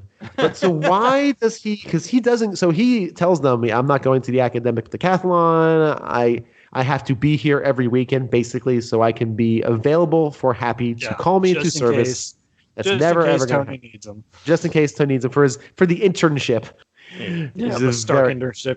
Stark internship was a pretty good cover. That was a lot of ticks on the old Stark meter. It was just them mentioning the Stark internship over and over again. Yep, the Stark internship. So why does I forget why he realizes the van or they're going to DC for something? He puts a tracker on him. He puts a tracker on him from the cybernetic suit that Tony gives him. So what tracker? So is this after the fact? So again, I might be a little muddled in my timeline. Ned and him dissect the multi-million-dollar Spider-Man suit. Not yet. No, not yet. They take apart the weapon, and that's what leads the thugs to the school. And the thugs are going down into the shop class, and Peter sees them, follows them, and then shoots a tracker on them as they're leaving. Gotcha. Then, okay, the little bug that went up his leg. Okay. Yeah, and that's why he ends up going back to the bus saying, "Hey, I want to go to the decathlon," and that's what leads to all that. I like how they just give him the jacket, like, okay, here you go. Because Flash, you're back on second alternate, first alternate. Really funny, like, here you go, because clearly you're the smartest person in school, and we're in it to win it. So let's get going. Yeah, I think Liz even says that later when he says lying, say he's going to study. She's like, "You're like the smartest person I know." Yeah. Why do you need to? Because you're gonna go study. Yeah, I enjoy it, and this is also after they get to Washington. This is when you have the scene where they're removing the tracker and the suit, and they disabled the training wheels program and all that stuff. And that's after this. So that's before they get to the Washington Monument, or is that while they're in the hotel? This is before all before. Okay, yeah. Because this is where he removes the tracker, then he meets her when she's going to the pool, and she tells him to come, and he's like, "I gotta go be Spider-Man." I mean, you don't say that, but that's essentially what he's gonna find out when they're just waiting to, and he ends up listening in. And it's also when he screws up with the shoot a bunch, and he's like, "Activate lethal." It's like, no. He's like, he doesn't really understand. This is where we get another character from Incredible Hulk coming back. This is Jennifer Connelly as Karen, the suit lady. Oh, really? Oh, that's Jennifer Connelly. Okay. Her deliveries are fantastic. It's really great. Yeah, the she's monotone fun. Karen. She's also Paul Bettany's wife. I did not know that. Oh, okay. In the real world, in real life. Very nice. Yeah, that's what it says on here in what I'm looking at. Yeah. So they this is a pretty good moment where they're. I'll keep saying it. We're further establishing he's not good at this yet. He's not ready. There's a reason why Tony Stark disabled all this stuff, because he's going to cause a lot of problems, and he does. Yeah, his 500 plus web combinations. Yeah. Pick one. Choose one. It's just to set up the later scenes, because we get the taser webs, we get the web grenade, and the ricochet webs. And that was cool. Yeah, it just made me want to play the PS4 game with all the cool gadgets you get in that. Still got to play that game. Oh, it's fantastic. Yeah, really good. Hey, it's on PS5 too now. You can find one of those things. Oh, sure. I'll just snatch up one of they don't exist. In January of 2021. Like, I like the joke that's been going online. Like because the reason why Thor or whatever his name was, the Rock guy is playing PS4 in Endgame because PS5 is still out of stock. Yeah, 2025. I like that joke. Yeah, it's pretty good. Okay, and this is also when you start and when they're following the gas station. This is when you find out about the convoy and Vulture's raiding the convoy. I like this part when he goes after him and he's trying to stop him from raiding these trucks, and he ends up just knocking himself out. Like that was cool. We get to see, we saw it in an earlier scene briefly, the matter transfuser or whatever the crap Peter refers to it as. The thing is really cool. Yes, I like intangibility basically as a superpower. It's very cool. Yeah. No, I definitely dig that for sure. I like how he smacks himself right in the face because he tried to go through it after they seal it, and he just gets knocked out in the truck. Gives himself a concussion. Yeah, really. And that part made me laugh, actually. It shouldn't have, but it did. I was like, okay, I don't know. I enjoyed this movie a lot. Like, I enjoyed the humor, which is not always how I am in movies. Like, look at Avengers, where I was like, fucking Avengers, but man, good. So then he, after the convoy, he basically gets knocked out, like you said, with the concussion. And then he wakes up inside the, what was it, the Department of Dangerous... damage control. That's it, the Department of Damage Control. And he has to stay there until noon. And that's a really, very funny sequence. You have it here in the notes where he's kind of like, hey, I might as well do some training. Let me run those training programs again. A refresher course. Jumping rope. He's messing with the different webs. He's laying in the hammock. It's when he names Karen. Yeah. He's like, hey, how long have we been here? 37 minutes. I love that. He's like, it must have been hours. And he has that lovely little moment where he's kind of like talking to Karen like a friend. Like, I think she likes me, but I'm not quite sure. He has, and again, beautiful little teenager moment, right? Again, have those wistful kind of like, oh, I wonder if she likes me. And really cute. And then, like you said, 37 minutes. What? He's got 8 hours to go. It's a really good scene. And honestly, like, at one point he said he puts on the jacket for no reason, just because he's like, man, I gotta get that decathlon. Like, it's all just very amusing. It amused me a lot. And this is kind of what comes up next is a little contrivey, because he tells Ned, guard this thing with your life, like guard this Shatari nugget with your life. They don't know what the hell it is, and evidently, Nugget's good. I like that. Nugget. And then, thank you. So guard the nugget with your life, and but it's gonna be activated by radiation, which is, I guess, okay. How would, though, a bunch of low-level criminals making weapons have access to radiation to activate these things for the weaponry? Radiation just makes them blow up. They still power things. Okay. Yeah, radiation I guess. Makes them a bomb. They actually, you're right, because as they're taking it apart in the shop class, I forget, Ned says, yeah, this is the same thing that charges my something or other. It's really cool. They're combining modern tech with, alien tech, which is very cool. Okay, yeah, I'll get that. So they basically realize, or Spider-Man realizes this thing is going to blow up or get activated the minute they're inside. It gets scanned with radiation, which of course is the metal detector that they pass through. And I guess they don't notice the nugget that comes through glowing. Fine, pass that through. Okay, wouldn't you notice this weird object? They're bringing in this weird rock. I guess it has a rock. Fine. Oh, it's the Washington Monument. No one cares. It's not the Lincoln or the Jefferson. Those are the biggies. Washington Monument. I do want to see the Washington Monument though someday. That's cool. It's fine. I don't know if I want to go up it once. Yeah, I didn't go up it. I didn't realize you can go up it. I didn't know either until this movie. Yeah. I don't like heights, so I'm good. So now you have a moment which is the second big rescue moment, I suppose.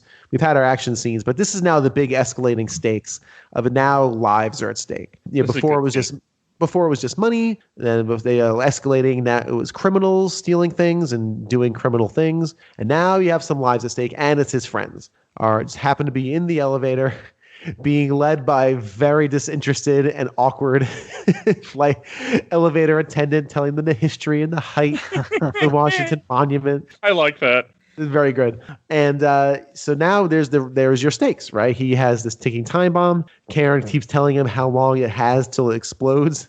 And what do you guys think of this? We get another good Michelle scene.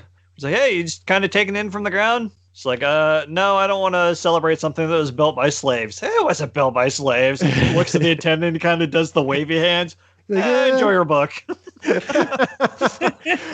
Again, I really do like, woke teacher there. You know what? You can probably didn't stay. I totally get it. You're fine. She's so funny. Funny. Yeah, she is really funny, really good. So yeah, the stakes here, of course, the escalator now is the bomb goes off. The nugget goes kaboom. Damages a bunch of stuff in the elevator, and now we have this ticking time bomb of his friends in the elevator who would then plummet to their death. Oh, per Google, apparently there is no evidence that slaves built the monument, but slavery was around at that time when they were working on it, the first part of it. Must be So you like can at the make some- wavy hand. Yeah, hence the wavy hand. You can make some inferences.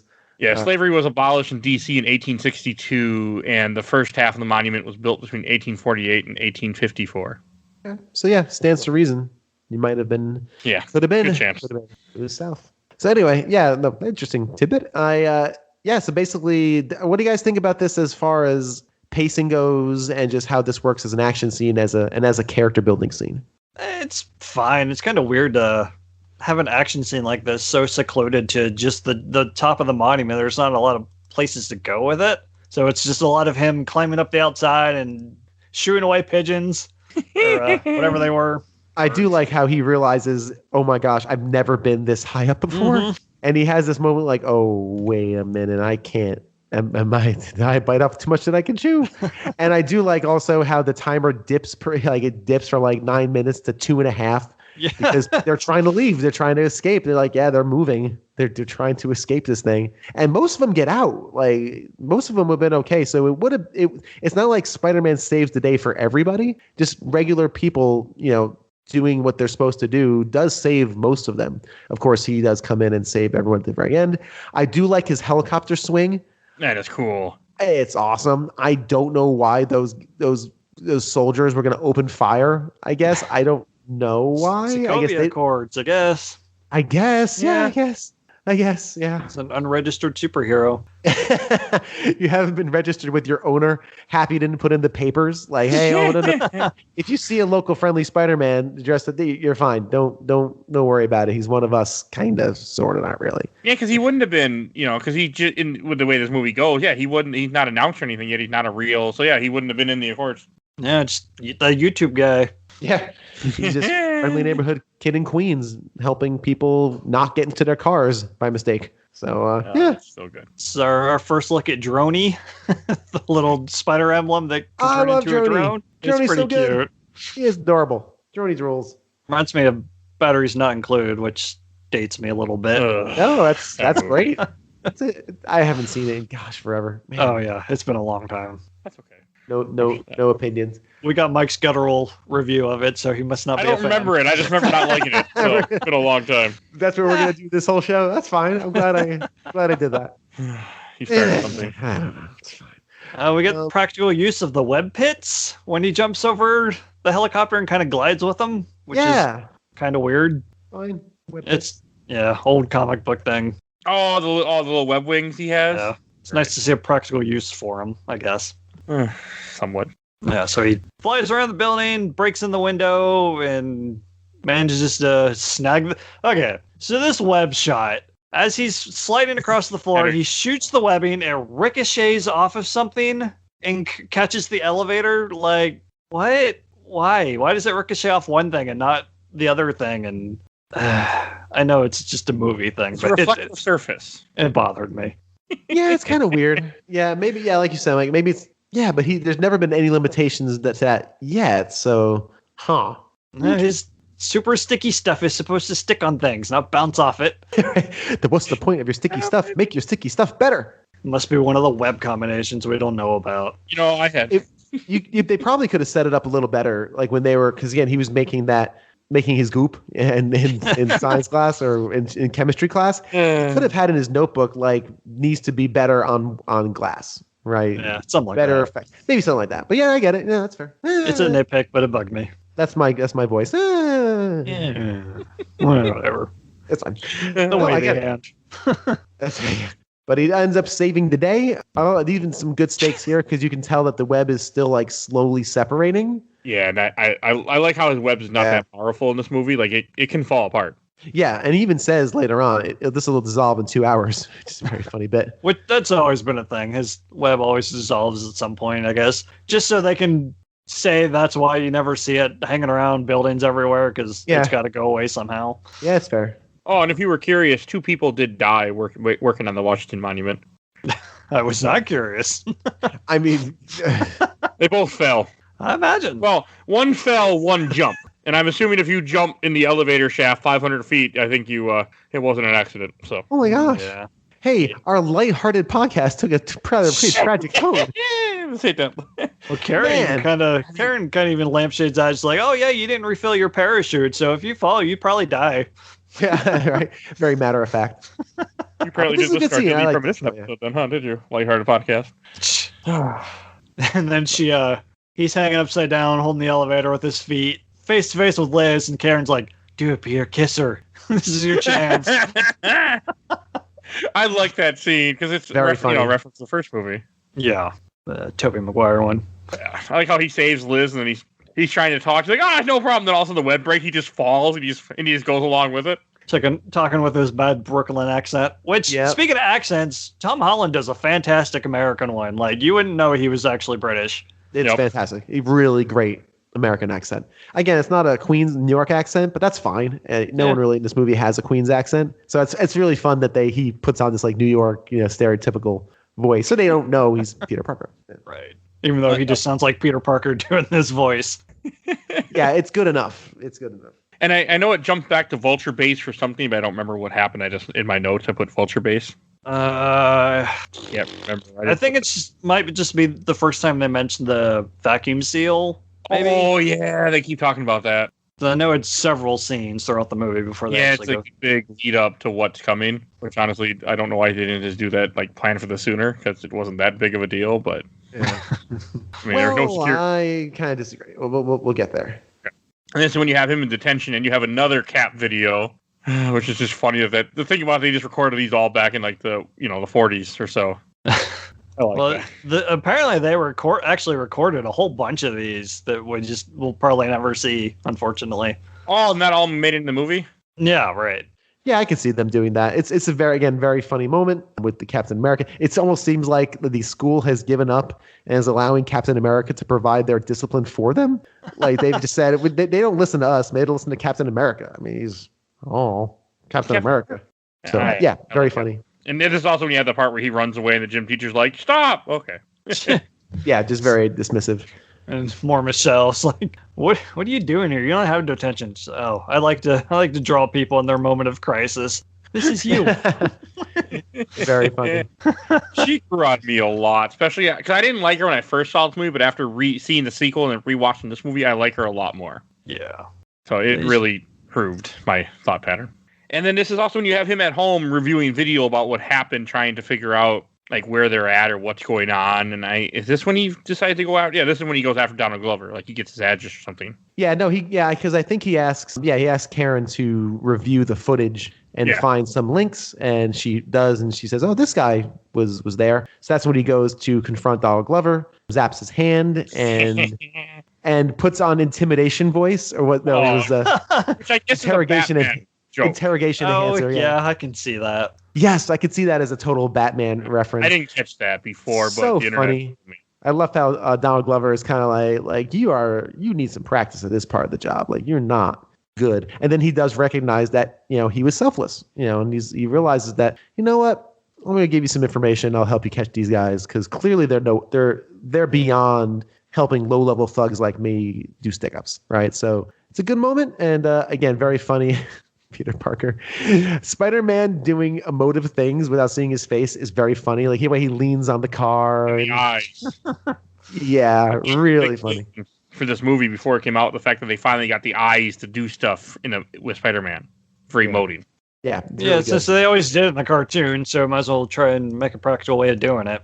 Really funny. So so he gets the information and realizes that they're going to be on the Staten Island ferry.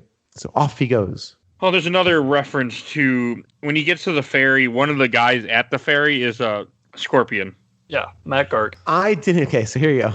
I didn't get any of this, right? I didn't. Because why would I? And then towards the very end, in the end credit, the mid-end credit, I gotta stop doing this nonsense. Mid-end credit scene where Vulture confronts and meets Scorpion. I didn't catch him as Scorpion, and I told my wife, I'm like, yeah, there's a guy who evidently is Scorpion, because I was researching this before the show. And she's like, yeah, he has a Scorpion tattoo. That makes sense. Like, what?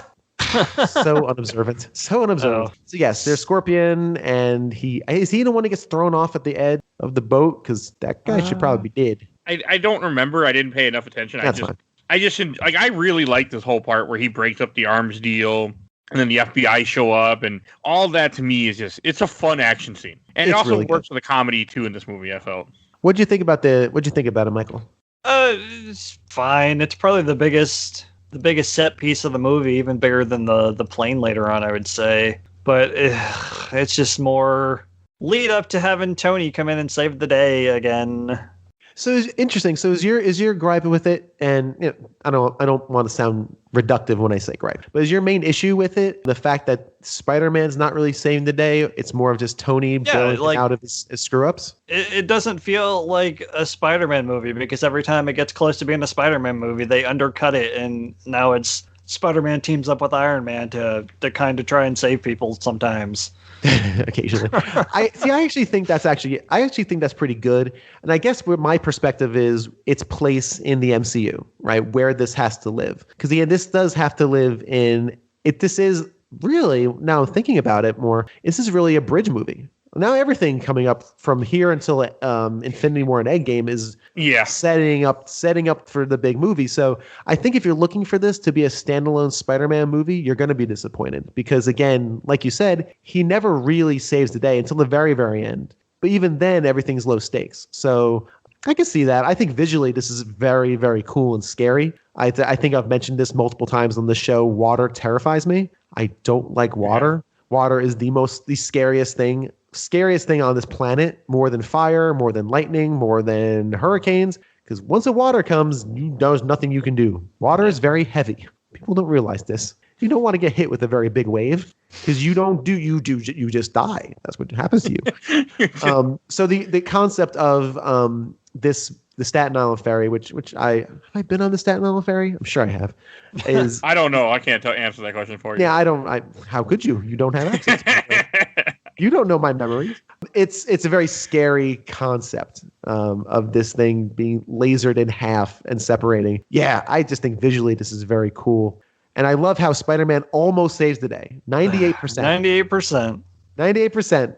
And then snap. We gotta get his T-pose to assert dominance over everyone, because it's not a Spider-Man movie unless he makes a T-pose holding something together with his webs. That's it. Oh, and there's a part where Vulture breaks out of the van after the FBI when he realizes it's a trap or something's wrong. That got me. That's pretty cool.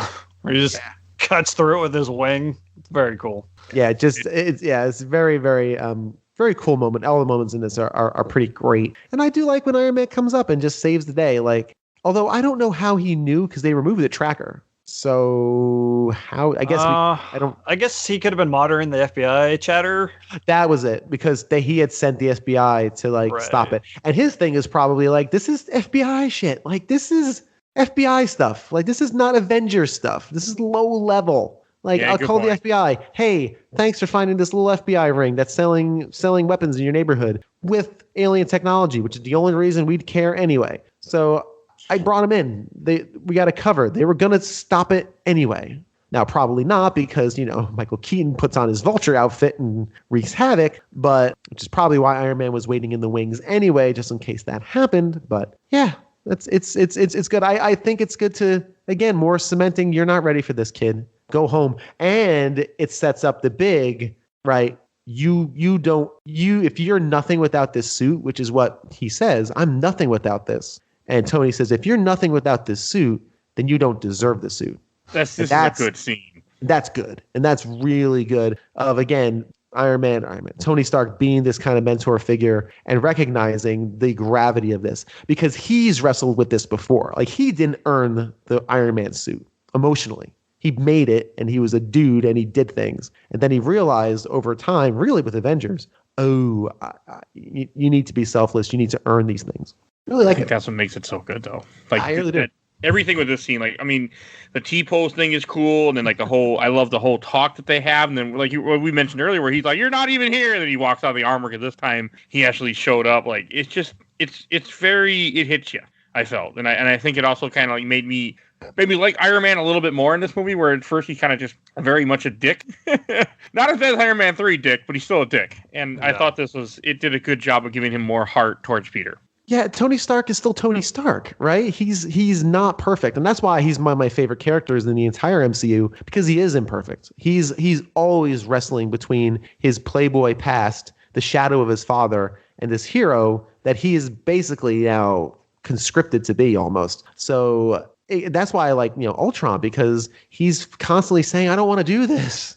Y'all can't do this anymore. Like the threats are beyond us. And so that's why I really like this as a mentor figure to him, because he's seen Peter Parker, hey, you can screw things up more than you do. And honestly, Peter Parker through this whole movie has done little more harm than good. Yeah, he saved some lives, right? Obviously, that's the ultimate good you can do, is save a life. Yes, all right, he did that well. But a lot of this movie is him just causing more problems. Wrecking people's property and ruining his favorite sandwich shop. And, Yeah, he saved the people in the elevator, but that whole situation wouldn't have happened without his interference, exactly, too, because of the Nugget. Right. If he had just left the Nugget alone and been, as Tony Stark says in this scene, why can't you just be your, friendly neighborhood Spider-Man? I don't know, be that guy, which of course is the callback to the most famous reference to Spider-Man there is. But I mean, why don't you just do that for now, and then we'll gear you up. But again, him being a headstrong, and he even has this one sentence, we missed it in high school. He's talking to Ned, and he's like, "I am so beyond high school." Mm-hmm. And as like just an adult, I cringed hard. Like, ooh, that's how I felt in high school too. Of course you did, because no offense to you, Michael. I'm sure you were. Mike, sorry. No offense to you, Mike. I'm sure you were a very intelligent young man. This is a lot when I wasn't, because in my senior year I was working part-time, so I wasn't even I was only in school half a day, and I'm just like, I already had enough credits to pass. Right. Near half the, I was done. I have no, none of this means anything anymore. I just want to go to work. Yeah, and everyone has that moment where you're just like, whatever. He's a sophomore. He wasn't even a senior. Yeah, he still got a while to go. You got a ways to go there, kid. And he's feeling himself. He's got superpowers. He's like, I can walk on the ceiling. I don't need to know algebra. Ned, I can walk on the ceiling. Come on. I don't need this. But he does. And he needs the experience, and he needs to learn to be a more thoughtful person, not as reckless, and realize that there's stakes here.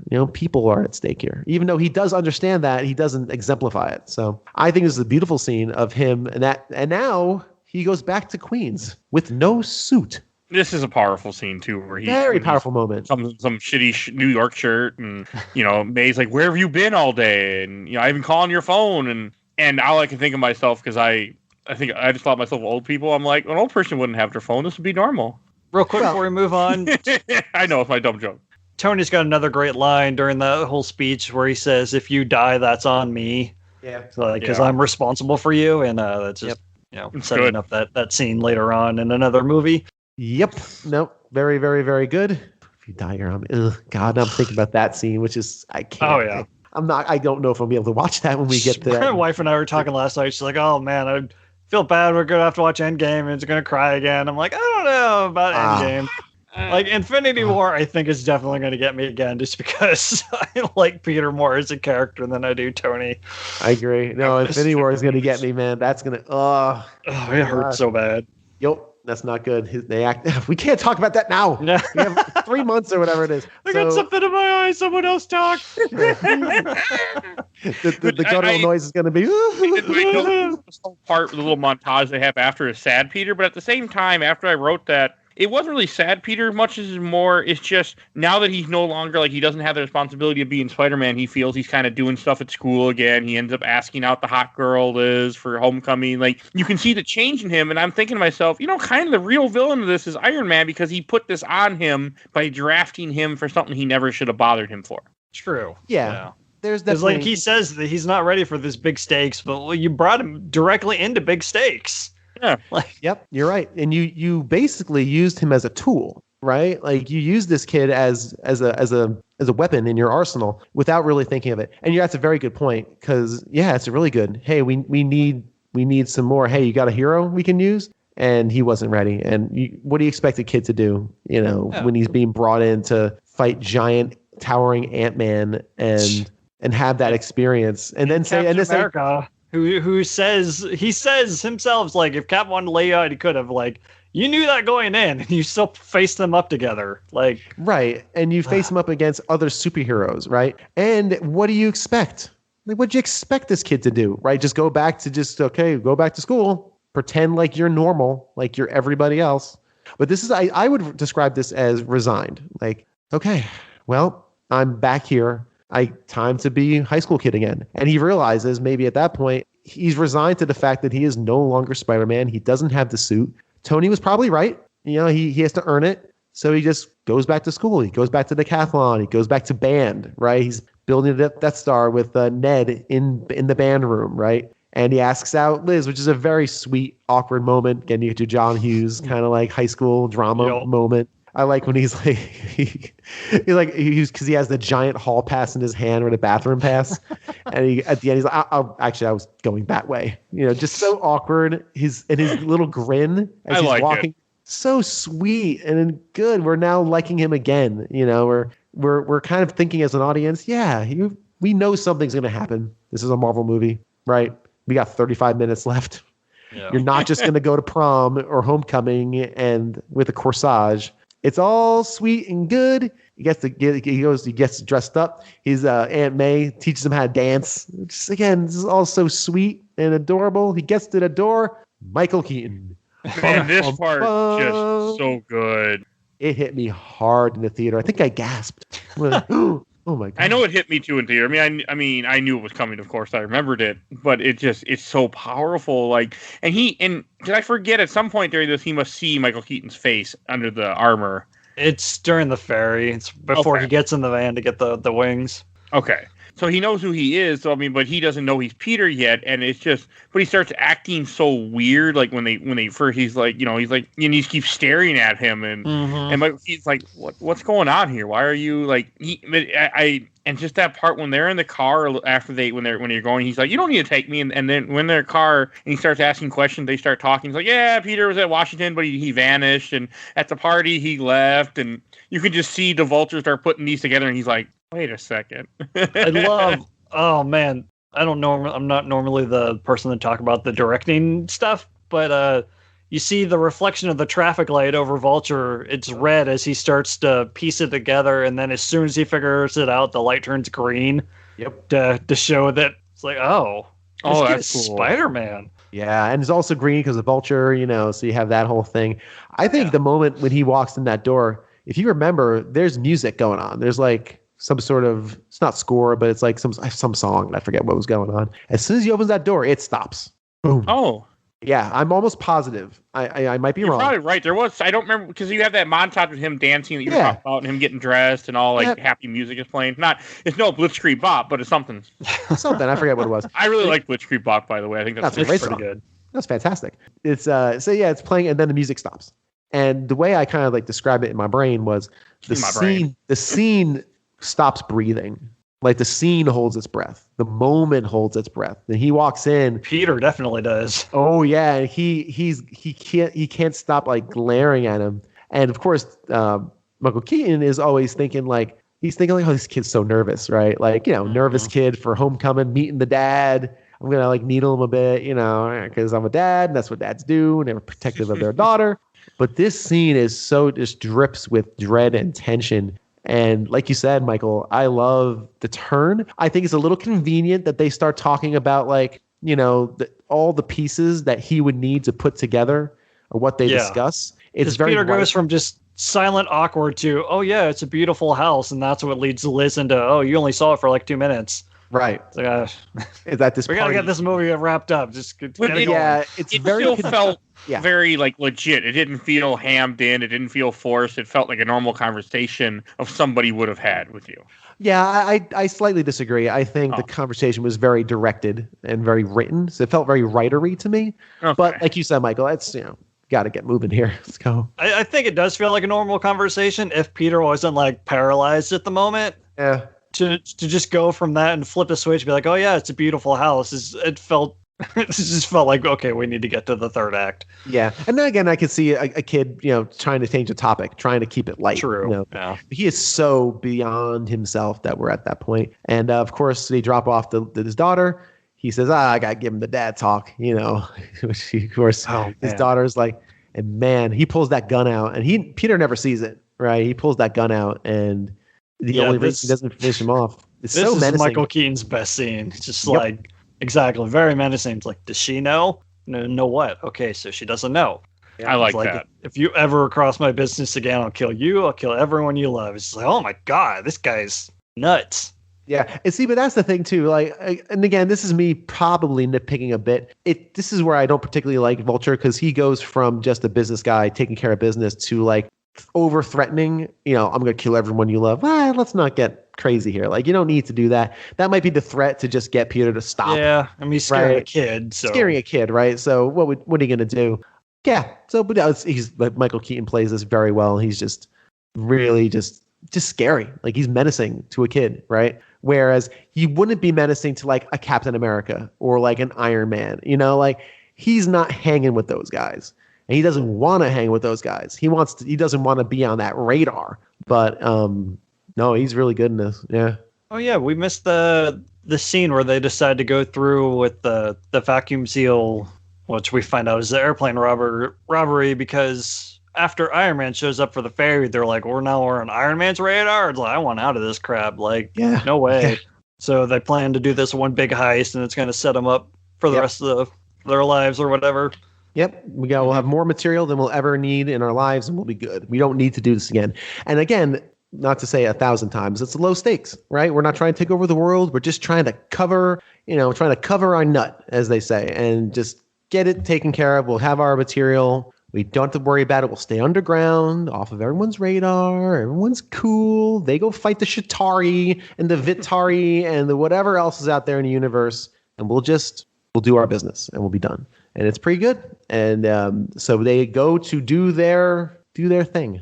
Real quick, apparently one of Liz's friends is named Cindy Moon, which is the name of the superhero Silk. And it bugs me that they named her that and never did anything with her. Well, they don't own her. I believe that, yeah. Oh, it's all Sony, and Sony has their own plans of what they're up to. They don't name her that.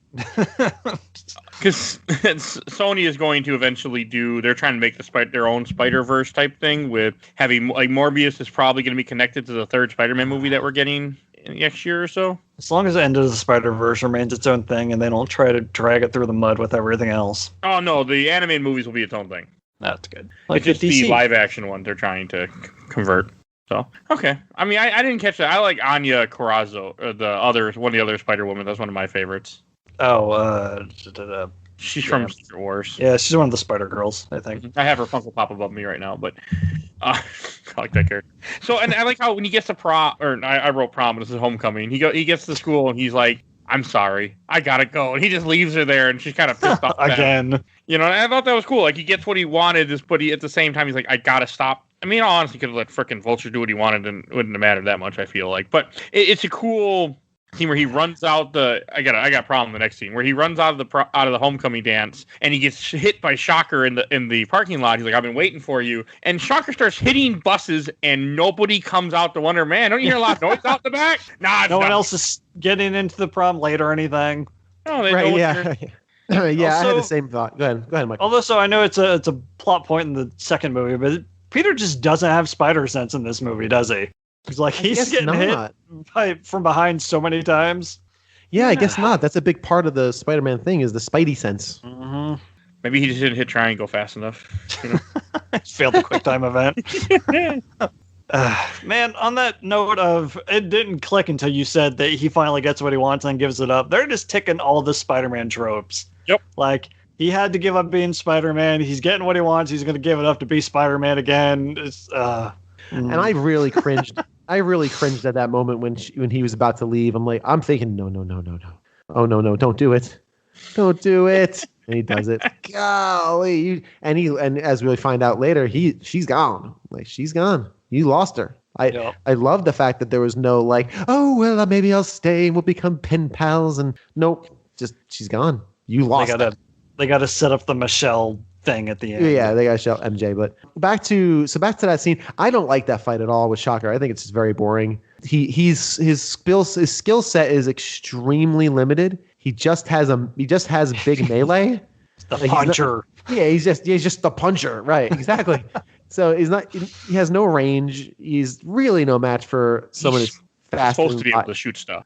He can't shoot anything. This guy just has his punchy hand. He's supposed to. Yeah, he just has his heavy melee. He doesn't even have like a light anything. And he has a gun, which of course Spider-Man disarms him immediately. And yeah, he has that kind of cool. He punches the bus. No one cares. It's like, oh, I guess they're just, I don't know, spinning the buses. That's what they do every weekend. Whatever. And yeah, it just ends very quickly. Very low stakes. Doesn't build character. Doesn't show us anything. It's just even Peter's not concerned. Peter's not concerned. He gets knocked into the bus and he looks under the seat, sees all the gum. He's like, oh, gross. Yeah. He's not worried about this fight at all. He's got to get to the bigger fish. Yep. But Shocker gets one up on him, and old Ned boy has to come save the day with a well-timed web shot. Yep, which is pretty cool. Yeah. Again, in my opinion, he should have never gotten one up on him, but they want to give Ned a moment to kind of help him out, which was great. Good for Ned. It was cool. Yeah. So, yeah, and that's basically how that ends. I love when Ned's in the computer room because when he tells him, "Hey, I need you to be my computer," the guy in the chair, and it's really good. And like as he's doing that, when he's like, especially when he's going back and forth and he's talking for Peter, he said, "Oh, he's trying to get a hold of Happy," and Happy hangs up on him, and they're tracking Vulture. They're tracking his phone. Peter's phone, because he left it in Vulture's car. Right. I like all this, and I like how later on when Ned gets caught, and the teacher's like, "What are you doing?" He's like, "I'm looking at porn." Delivery is so good. It's really great. Looking at porn. I don't know what else to say. I need something that's plausible. That's the most plausible thing I have. I like this. It's cool, this chase. I like how he steals Flash's car. What's Flash's dad's car? Again, sponsored by Audi. Well, it probably was. In Civil War, we didn't talk about this, but there's a bunch of Harley Davidson motorcycles in all the Avengers movies. So yeah, they were sponsored by them too. Okay, so yeah, it takes his Audi and kind of just dipping through traffic. He has no idea how to drive, which is great. Doesn't know where the lights are. So look up the schematics of the car. Where are the lights? Where's the lights? He's in his which again is really great, showing he doesn't need the fancy suit. He's in his handmade, homemade, Spider-Man suit. Which is a reference to Scarlet Spider, too, by the way. Okay. All right. I don't know. A loose reference, because Scarlet Spider has a red outfit with a blue vest. But, cool. But yeah, I think it's great. It's kind of him teaming up with Ned and using more than just his abilities to win the day, kind of using a little bit of brains and ingenuity and kind of moving forward to the ship where, he goes to the bunker where, again, this is a weird scene for me. I get the point, but this is a very strange scene when he goes in and confronts Michael Keaton. And he's sitting at one table, with one villainous light on him and a giant cavernous thing, and gives him the hero speech. And they hand wave it by him saying, "I just need to buy some time for the suit to show up." But I don't know. It was just a weird villainous thing. He's kind of talking about, the big guys up there. They hold all the cards, and they make us fight their wars. And I'm like, wait a minute. Like, this is some weird, very villainous comic booky kind of thing going on. Again, it works when you think of the idea that he's just trying to buy time and he's saying things that might get attention. But in the moment, it just seems strange. And then, like I said, they probably hand waved it. Well, I'm just trying to buy some time to distract you from the thing coming. Yeah, fine, you hand wove it, but still, in the moment, wasn't good. It didn't bother me. I didn't really think about that. Because I already knew where the movie was going. So, also with the wings flying in, it reminded me of the end of the first Tobey Maguire Spider-Man, where the Goblin tries to skewer him with the glider. Oh yeah, that's right. Good call. Backflips over it. That's a good way to put it. Yeah, good. I forgot about that, but yeah, that's a good movie. I think. I think it was. I shouldn't say that around you anymore, Mike. I remember this being good. So at this point, I've liked pretty much every Spider-Man movie as they've come out, but now they're all just playing catch up to Spider-Verse because it's damn near a perfect movie, and these things just can't hold a candle to it. And that was one of the biggest takeaways when I finished watching it. Was like, this is fun. It's fine. I remember loving it when it came out. But it's not multiverse. So it's not multiverse. And I can't judge a movie based on others. Like, I can't do that. But, my brain is still saying, like, I could just watch multiverse. I also think the scene, like, once the wings do come out and they cut down all the cement and trap him, like, that's also a really powerful scene where you have him kind of like, crying out for help. And then they leave him to die. Like, they expect him, like, this is over. Like, we're done. And just, I thought that was so good with the way they does that. It really makes you feel for the character.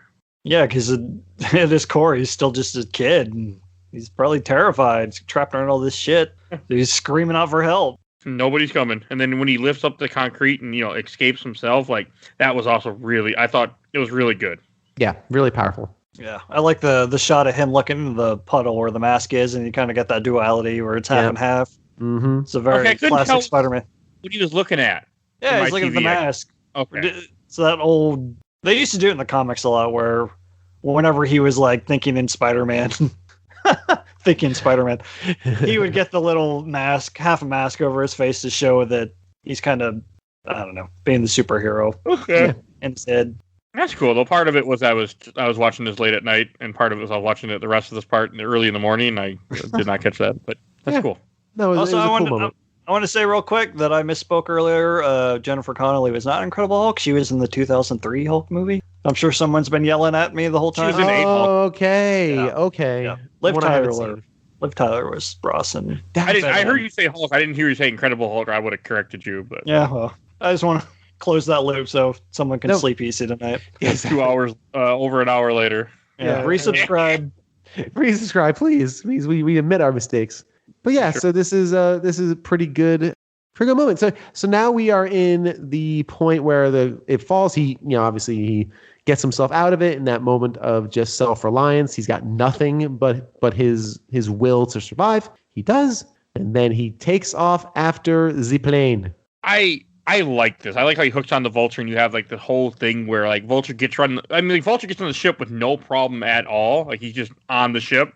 Or on the plane, I should say, not ship. But I like this. I like when you finally see this thing that they've been talking about with the airtight vacuum, where it's to hook onto the side of the plane so they can go do their thing. Yeah, it didn't make sense to me. Like none of this made sense. Like I don't. But well, I mean, so he hooks up on the side. But what was this? What was the high pressure altitude thing? Like so he can cut into the hull without creating without a vacuum decompression thingy. I see. Okay. So he gets in there, he looks over all the fun stuff he can steal, like all his toys. He gets the Iron Man helmet, he just kind of throws it aside. Chucks it. Yeah. So I feel like they wouldn't have made that much money off this stuff, but maybe I'm wrong. Well, again, the idea was that they're going to build their own weaponry and they just need like a crate. They don't even need all that stuff. They just need a crate and be good. We're going to get all this Iron Man memorabilia and sell it on eBay. Yeah, basically. I think I'll be GPS too, so that goes so well. Yeah, I mean, right. Who knows how far afield or how far ahead they would have thought on that. But I really think this scene was fine. He gets, even like his friend says, or the Tinkerer says, just get one thing, just get one crate. That's all we need. Like, we don't need this entire plane. Which, again, is good. Again, these are small-time thugs who are doing small-time stuff. But then Spider-Man, of course, comes to foil the plan. What precedes is a big battle on top of a reflective plane that I honestly couldn't tell you what was going on. Yeah, no idea. No idea. It was so, as far as the ending scene, I really preferred the Staten Island Ferry as a set piece. There's so many reflective lights and rainbows and... things flying, and even though you have point of reference, which we've talked about this on other shows, I just didn't know what was happening at any given moment. All of a sudden, Peter Parker is inside a jet turbine. This thing's exploding. The other turbine's exploding. He's clawing on this plane and still together. It's like, wow. It just seemed it was way too rushed. And I also think part of the problem is that Vulture as a creation is very dark in color and like a dark green. Yeah. So when you have it against dark background and you're breaking the reflecting rainbow thingies and that's dark, it was just very hard to track big lumbering thing and small Spider-Man. At one point, one of my cats hit the controller and it I wasn't sure if it fast forward or rewinded or anything. I completely lost my place in whatever the hell was happening. So I just went back like a full minute and started over. Yeah, I just felt it very hard to track what was going on 100%. Until really the plane goes down. Spider-Man, I do like him pulling up the flap or whatever that thing is to like steer it away from, I guess, Queens, I guess. I had very little visual representation. I don't know where he was going towards Manhattan or Queens. I couldn't tell you. But they the same thing. No, it's not at all. It's entirely different. It is to me. It's all New York. It's all New York. It's all Kings County, New York. What do they call it? So, but yeah, then they crash into the beach of Coney Island. That's what that was. Oh, okay. I didn't know that. Oh yeah.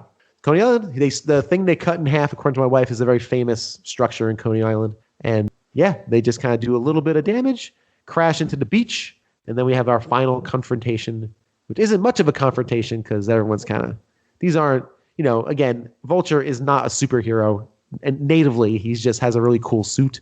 You mean supervillain? Supervillain. Thank you. Sorry, supervillain. I was waiting to see where you go with this, but wait a second. No, he's not a very good supervillain. But I mean, yeah, but Mike, I just want to get your take, Mike, on that final aerial battle. I kind of blew through it. I really liked it. Okay. I'm glad I asked. I agree with you that it's hard to keep track of what's happening. I was half asleep because I just woke up, took my wife to work, and was laying down watching this, but I enjoyed it. Like I thought it was a cool scene. I liked the plane crash. I like all of this final part with Vulture a lot. Okay. Yeah, I just couldn't follow it. I like how also they don't really fight on the ground. It's kind of more of a like he fucks him up a little bit, almost kills him, but he really just wants to crate. He's like and he just wants to leave. Like he's not that concerned. He just wants to incapacitate Peter and just get the crate and be done. The fight on the beach is brutal though. Like he's like clipping into Peter with the claws and shit. That looks like it hurts. Yeah, picking him up and dropping him. Yeah, no, it's extremely physical. It's tough. Yeah, but Vulture thinks he's got it. I forget how. Yeah, go ahead. Chekhov's nuggets. Yeah, yes. He starts to fly away, and Peter notices that the nuggets are glowing. He's like, "Your wings are gonna explode," and then they do explode, and somehow Vulture survives. I don't know how that happens. So I was watching with my wife, and I'm like, somehow he survives this. Like he's pretty much fine. Yeah, no problems. Peter just walks over and flips the wings off him, and he's just laying there. It's like, okay, whatever. Yeah. He saved his life somehow. Yep. It's not really explained, but I'll take it. Yeah, it's fine. We gotta get done with it because I'm sure other things are gonna happen in other movies that are owned by other properties and other companies. And you're not dumb. I'm pretty sure Vulture is gonna be in the next Spider-Man movie we're getting. I'm sure. So yeah, that's basically it. And then you have, after he saves Vulture, you have him go back to school. Vulture gets arrested by the police because all the police can show up. I like I like the sign. Peter Parker's very good at leaving signs. Yeah, that was cute. It was good. It was this whole. I like I said, I like the whole scene with everything. And then this, when you have him go back to school, you have him find out that Liz is moving to Oregon or something. Yep. Because her dad is, and this is also when you finally find out that Michelle, because that's when he makes Michelle the leader of the decathlon. She's like, my friends call me MJ. Yeah. Dun dun dun. MJ, I'm okay with that. Doesn't someone say you don't have any friends? Yeah. Yeah. I didn't. And like when he gets that's when he gets the phone call from Happy, and he's like, he gets the text, just go to the bathroom. This part, where are you going? So I'm just good. I'm just kidding, man. I don't care. I actually laughed at this part when he's in the bathroom and they start talking, and then the guy comes out of the stall and they just stop talking while he just washes his hands slowly, dries them. Kid looks at him like, what the hell are you guys doing in here? I laughed at this. Like, I actually laughed. And I'm the guy who was upset at Avengers, upset at Guardians of the Galaxy Volume 2. Yeah, I was laughing at this stupid little part. And I'm just like, I'm shocked. I'm shocked you laughed at this because this is a very Guardians of the Galaxy type joke. This is a long, awkward, it's a comedy of just long, awkward, uncomfortable comedy. So I'm very surprised you laughed. They weren't making fun of people for. It's not loud and obnoxious. I think Guardians 2 bothered me so much because it felt like you were making fun of disabled people in a sense, and it really irritated me. Yeah. Or making fun of people who were naive of like what was going on and not understanding because their existence hadn't come outside of a bubble. So it made. Plus, it was just so stupid too. Well, yeah, I think we covered that pretty well. We did. Whatever her name is, Manta. Was it Manta? Mantis. Yeah, all that Mantis stuff is pretty gross. So I think we that was well worn. I think well covered in Guardians 2. I hope it was. I hope it was long ago. Okay, yeah, I hope it was because it is indeed pretty gross. But anyway, back to here. Yeah, they have that scene. Happy says, "I want you to come on. Let's go to upstate New York to visit the new thing immediately." So they go over, and this is a pretty weird scene. This is a weird for me. I get why they did it. It's fine. But the double turn in here is weird. So basically, the Peter Parker shows up. Tony Stark gives him the big speech of, hey, nice thing you did there. You saved the guy's life. You're learning. Blase, blase. And then, hey, welcome to the Avengers. Here's your new shiny suit. There's 50 reporters back there. Just get out there, give him a smile so we can introduce you as a new member of the Avengers. And then, of course, Peter Parker, now learning something and growing as a character, says, you know what? I don't think I'm ready for this. And declines. And then Tony gets proposes. What? Okay. Kind That's of. the iron armor also in there. Yeah. Oh, is it? Yeah, it's normal in the comics. It's a red armor with red and gold, but it's essentially I got like really excited when I saw that armor because I really like it. Yeah, it comes up in Civil War in the comics. It also made the damn comic first appearance of that comic a lot more expensive after this movie came out. I'm sure. As these do. But I thought it was weird. I thought it was that excuse me, about that kind of double cross kind of thing where, oh, this is a joke. No, never mind. Really wasn't. That was strange. Weird. We do see that Tony's back with Pepper because last we'd heard they had split in Civil War. That's true. That's true. You're right. I didn't even catch that. That's because Civil War was just so dark of a movie, I guess. Well, I think it's good. Because again, I'm so used to Tony and Pepper, right? I completely, because that was such a small piece of Civil War. But yeah, I guess it shows that Peter Parker is content with being who he is and will be called on when he needs to be called on. And that suit looked really cool. It's a very cool version of that suit. But what'd you think of that though? Like just kind of like that. Yeah, I was just kidding. And then he pulls the door back and there's like 50 reporters back there. So clearly he was really inviting him to be an Avenger. So which is yeah. They let Joss Whedon take over the rest of the script. They stopped caring. Like, how do we end this movie? I don't know. Peter learns a lesson, but Tony's there too because Tony has to be there. Yeah. Who cares? Yeah, I know. It is a pretty who cares kind of scene. But what's not who cares is he gets his suit, comes back to his room, gets his suit, and all is good with the world. Except it's not. Except it's not. I didn't have a problem with it. I like how happy. Like, I've been carrying this around since 2008, which is when the first Iron Man movie came out. So I thought that was amusing, but it wasn't. I could have done without it. I like how he thinks like, oh, it's a test, right? Yeah, it's a test. Yeah. Well, that's what I was saying. It's kind of like that's kind of what I was saying. It's like it's like it's weird. It just didn't fit. It just didn't fit weird. You could have just had a scene where he comes in and just have it where, hey, we want you to be an Avenger. No, thank you. I think I'm good. And Tony having this realization, oh, he's grown a bit. Cool. You know what? I'm good with that. But no, then you have to have the turn back again, and you have a Pepper thing, and then Happy's had the ring since 2008, which that's when that movie came out.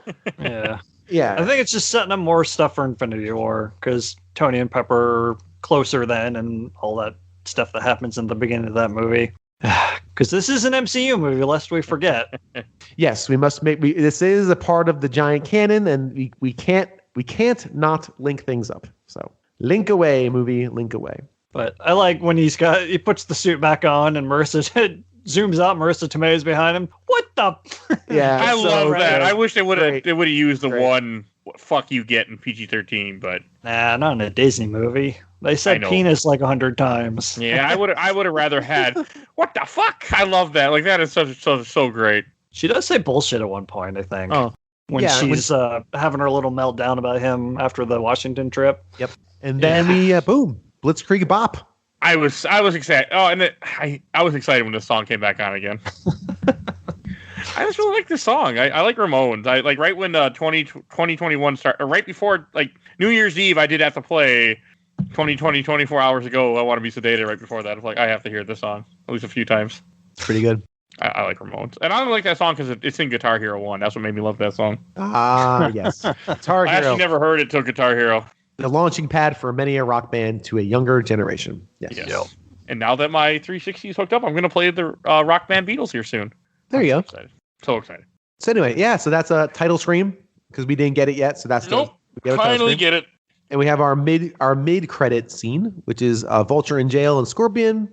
They talk a bit. I like this because I'm assuming this means that Vulture is not going to reveal who Spider-Man is because he saved his life. That was my guess. Essentially, yeah. Is that what that was? Or my was wife asked me if it was that or if he wants to be the one to take out Peter himself. Or I've also seen online that like since Peter was close to his daughter, he's kind of protecting her by not giving Peter's identity out. So I don't know. It could be taken a few ways, I think. Because I took it as him just saying, you know what? I know who he is, but I'm going to protect his identity, keep it to myself.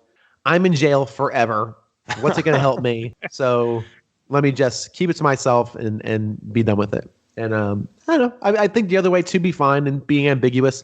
I think because now the family's in Oregon. Liz or was it Liz? But they're not, because the guard calls like, "Hey, Toombs, your family's here to see you." That's true. I mean, they could have come by. I mean, who knows? I guess they could have come and visited him, like take on their way out of town. They have plenty of money, I guess. But I mean, yeah, it's yeah. I mean, Oregon though is across the country, so I guess that's not an easy trip. So, but I just assume they would on a semi-regular basis. But yeah, I thought it was kind of cool if they did visit him. Like they shows that, and I also think the only reason why he doesn't say anything because he did. If he wouldn't have saved his life, if he would have just left him to die, he would have said who he was. Oh, he would be dead if he left him to die. It's a very good point. Yes. Yeah, but I'm glad they didn't kill villains because you can try to comic books. You bring villains back constantly. That's how comics work. And they've kind of stopped that trope. I mean, after last time a villain actually dies. It's the Tobey Maguire movies, right? Like, they all die. Yeah, exactly. I mean, in the MCU, Obadiah dies. The guys in Doctor Strange died. Yeah. Okay. Yeah. Ronan dies. So yeah. Remember that great villain from that wonderful movie, Thor: Dark World? Yeah.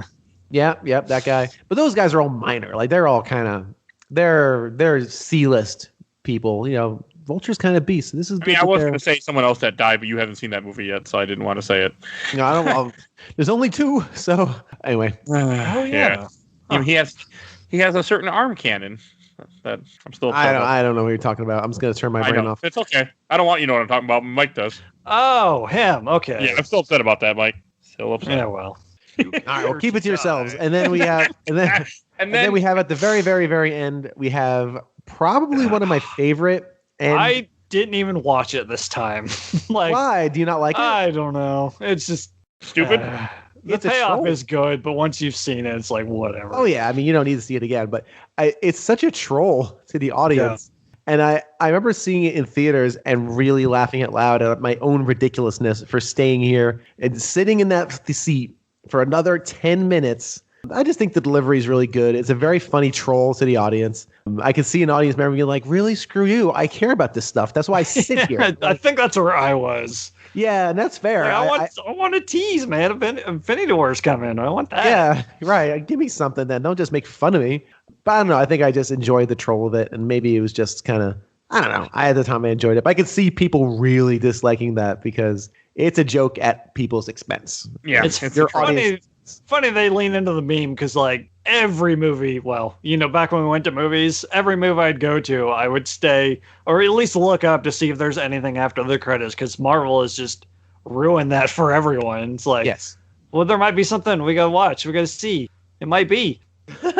I usually look it up now if it's not like opening weekend. Right. I always research. Is there something at the end of the credits of Parasite? No, clearly not. So fine. Yeah, there's complete websites dedicated to that now. Yes, I can just research it. And even this time around, I kind of chuckled to myself, like, I fast forwarded to you. you had no power over me, sir. But I still thought the troll was very funny, and it tickled me. It was good. It's good. I did the same thing. I had to fast forward my Blu-ray, which was not as easy as I like on Disney Plus. Except Disney Plus crashes whenever I move around, so it's hard to say. Wait, so you actually own this on physical media? Yes, yeah. I actually had to buy this not too long ago. I bought the Blu-ray for $10. Oh yeah, you got the combo pack. Yeah. Yeah. Nice. All right. Excellent. Another one of us old schoolers who put things into players. No, not often. Like it was very weird, but I can't stream this, so I didn't have a choice. Yeah, like you said, it's not on Disney Plus, or else that would have been the preferred way of watching. Awesome. That's right. This is not on Disney Plus. It's on Amazon. Jesus. Okay. When I put this on YouTube, we're gonna get so many hits from people trying to find the movie because it's not on Disney Plus. Oh my God, how funny! You're gonna just like The Incredible Hulk. And Age of Ultron got like 173 hits in the week that I posted it. I'm like, and 3 down likes, so they're like, it's not the movie, you assholes. Because you buried podcast at the very, very end. Podcast is in the title now. Like for the movie, I know it is. It's podcast. It's like at the very end, though. I can't. That's fine. Whatever. Hey, listen. Read the whole title before you click. I mean, I'm fine with the clicks because it doesn't help me any, but it looks cool. So Yeah, it's fine. I'll take it. Anyway. Yeah, anyway, so that's That's I almost said Iron Man. Nope. That's You're not wrong. that's Spider-Man. I'm wrong. It's like the old Scooby-Doo movies. It's Spider-Man meets Iron Man. Yeah, kind of. I mean, it's Iron Man and his amazing friends. Or no, Spider-Man and amazing friends is more. Hey, Iron Man is in the first episode of that show, Spider-Man Amazing Friends, Iceman and Firestar. God, that show is bad. Oh, I tried to watch it. I remember loving it as a kid. I tried to rewatch an episode of it when I got Disney Plus. I made it through the opening. I was done. I'm like, this is garbage. It is a product of the 80s. Like, there's no going back. I was figuring I wouldn't enjoy it, but I'm like, I'm going to try it. And I'm like, no, I can't do this. I think we should go. I think that about wraps up everything with this movie. We should go to shelf or box. Yep. And I'll go first. We'll start with positive. I'm putting this on the shelf. I actually had a lot of fun with this movie. I enjoyed it a lot. I was amused the entire time. When I had to take a break to stop watching it midway through to go do other stuff, I didn't really want to turn it off. So I'm like, that's always a good time when I want to keep watching the movie. Like, I'm longer left with Guardians 2. Oh my God, I'm only 10 minutes in. Why? Like, I didn't have any of that moments. Like, it was just, I was enjoying myself. Like, it's a good movie. It holds up still and it's going on the shelf. And I really enjoyed it a lot. I'm happy to have seen it. How about you, Mike? This is one of those ones where, hey, if you listen to the main show, we introduced a new gray area for shelf or box, which is not a thing yet in this. So I know. I think I'm gonna put it in the box just because, like I said, if I want to watch a Spider-Man movie, there's a much better one now. But even when I first saw this and that wasn't a thing yet, I still walked away with it just kind of feeling average about it, just because it's not really a full-fledged Spider-Man movie. It's Spider-Man as a kid sidekick of the Avengers. It's I honestly would have preferred another origin movie, even though poor Uncle Ben would have to die again. But I don't know. I'm just stuck thinking of what it could have been other than what it was. You're playing that song, What Might Have Been. Yeah. So I got to burr up my butt, so it's going in the box, but it's a perfectly fine movie for people that like this movie. Okay. How about you, Bill? So for me, I only have room on my shelf for one Spider-Man movie. Because I don't really, Spider-Man for me is he's fine. I never have had a big affinity for the character. So this is going to go in the box, but this is a box movie that, again, if you could do gray areas, this is like a very easily accessible box. And this is actually a respectable, honorable discharge type of boxing. Like, I will actually unfurl a flag, salute it as it gets lowered into the box, and put into the garage. I just don't need to see it again. I've seen it twice. I don't need to see it a third time. I would love to see Multiverse multiple times because I think it's wonderful and joyful and great and phenomenal. And this is perfect. I really, my sentiments echo Michael's, although I think it's fine as an origin movie. I see it more as this kind of bridge connecting to the larger MCU. I think that was the purpose of it, as well as origin. I think we got our origin in Civil War. So I don't think we needed that again. It's effective at what it is, and I respect the idea that if it was a traditional standalone, like an Ant-Man or like a Doctor Strange style of disconnected movie that then plugs into the MCU, like no pun intended, like spider legs. Plug into the MCU once you're established. Don't make this established alongside Tony Stark, alongside all these different things. So, and the character's strong enough to do that, but from a structural point of view, it's a very well-made movie. It's funny. The humor is well integrated. It looks cool. Vulture looks phenomenal. I don't particularly like the villain very much. And while I do like the lower stakes, it does lead to lower excitement. So, I'm going to put this in the box. But again, on the top of the box with reservations, with a little sadness, because 3 years ago, it's on the shelf. Now I got Multiverse. What do I need you for? I feel like I judge Spider-Man movies more harshly too. My wife's even pointed this out because I'm such a huge fan. It just it could have been so much more. Like Ant-Man. Ant-Man got his own origin story, and they just referenced the MCU a couple of times without going too far into it. We got the fight with Falcon. It wasn't. It didn't feel so forced. I think part of it with this movie too was to put it because they were so excited to have Spider-Man. They were trying to put his ties to help keep Spider-Man like their own thing, because this was more of just a Spider-Man movie with very loose ties to MCU. Tony had been like, yeah, that this is our universe, guys. Like, we don't know who you are. Like, right. That might have been part of it too. Like, Bill's favorite thing, rights. Exactly. I'm sure that's a huge part of how it was handled the way it was, is the whole Sony Marvel thing. It's so dumb. It's a good point. It really is stupid. It gets a low guttural disappointment. And I think we should. I'll introduce. And Mike, you want to see what we're going to talk about next time for the show? Nope. I'm excited to hear your take on it. I'm excited to hear your take. After Guardians 2 and the way we kind of told you what you're in for. Like, we're going to be talking about Thor Ragnarok. Everyone, it's the best Thor movie. I remember loving this movie when I saw it in theaters, and I saw it once on Netflix when Netflix first got it, and I haven't seen it. I've been waiting to watch it again, and I'm very excited to rewatch it. So we'll see. That makes one of us. Yeah, and I missed this in theaters, and I saw it when it was on Netflix on a cell phone during two or three lunch breaks. The way it was meant to be watched. Yes, the way it was meant to be ingested, you see. So I honestly didn't see it as intended. I remember liking it quite a bit, but again, I was probably half eating lunch, half watching it, and then half checking my email to make sure I wasn't getting anything urgent. So yeah, this will be interesting for me. This is kind of like a rewatch. So I'm curious how it pans out. I'm looking forward to it. This is probably I'm also looking forward to Black Panther, sort of, because Bill's never seen it before, so I'm excited for that part.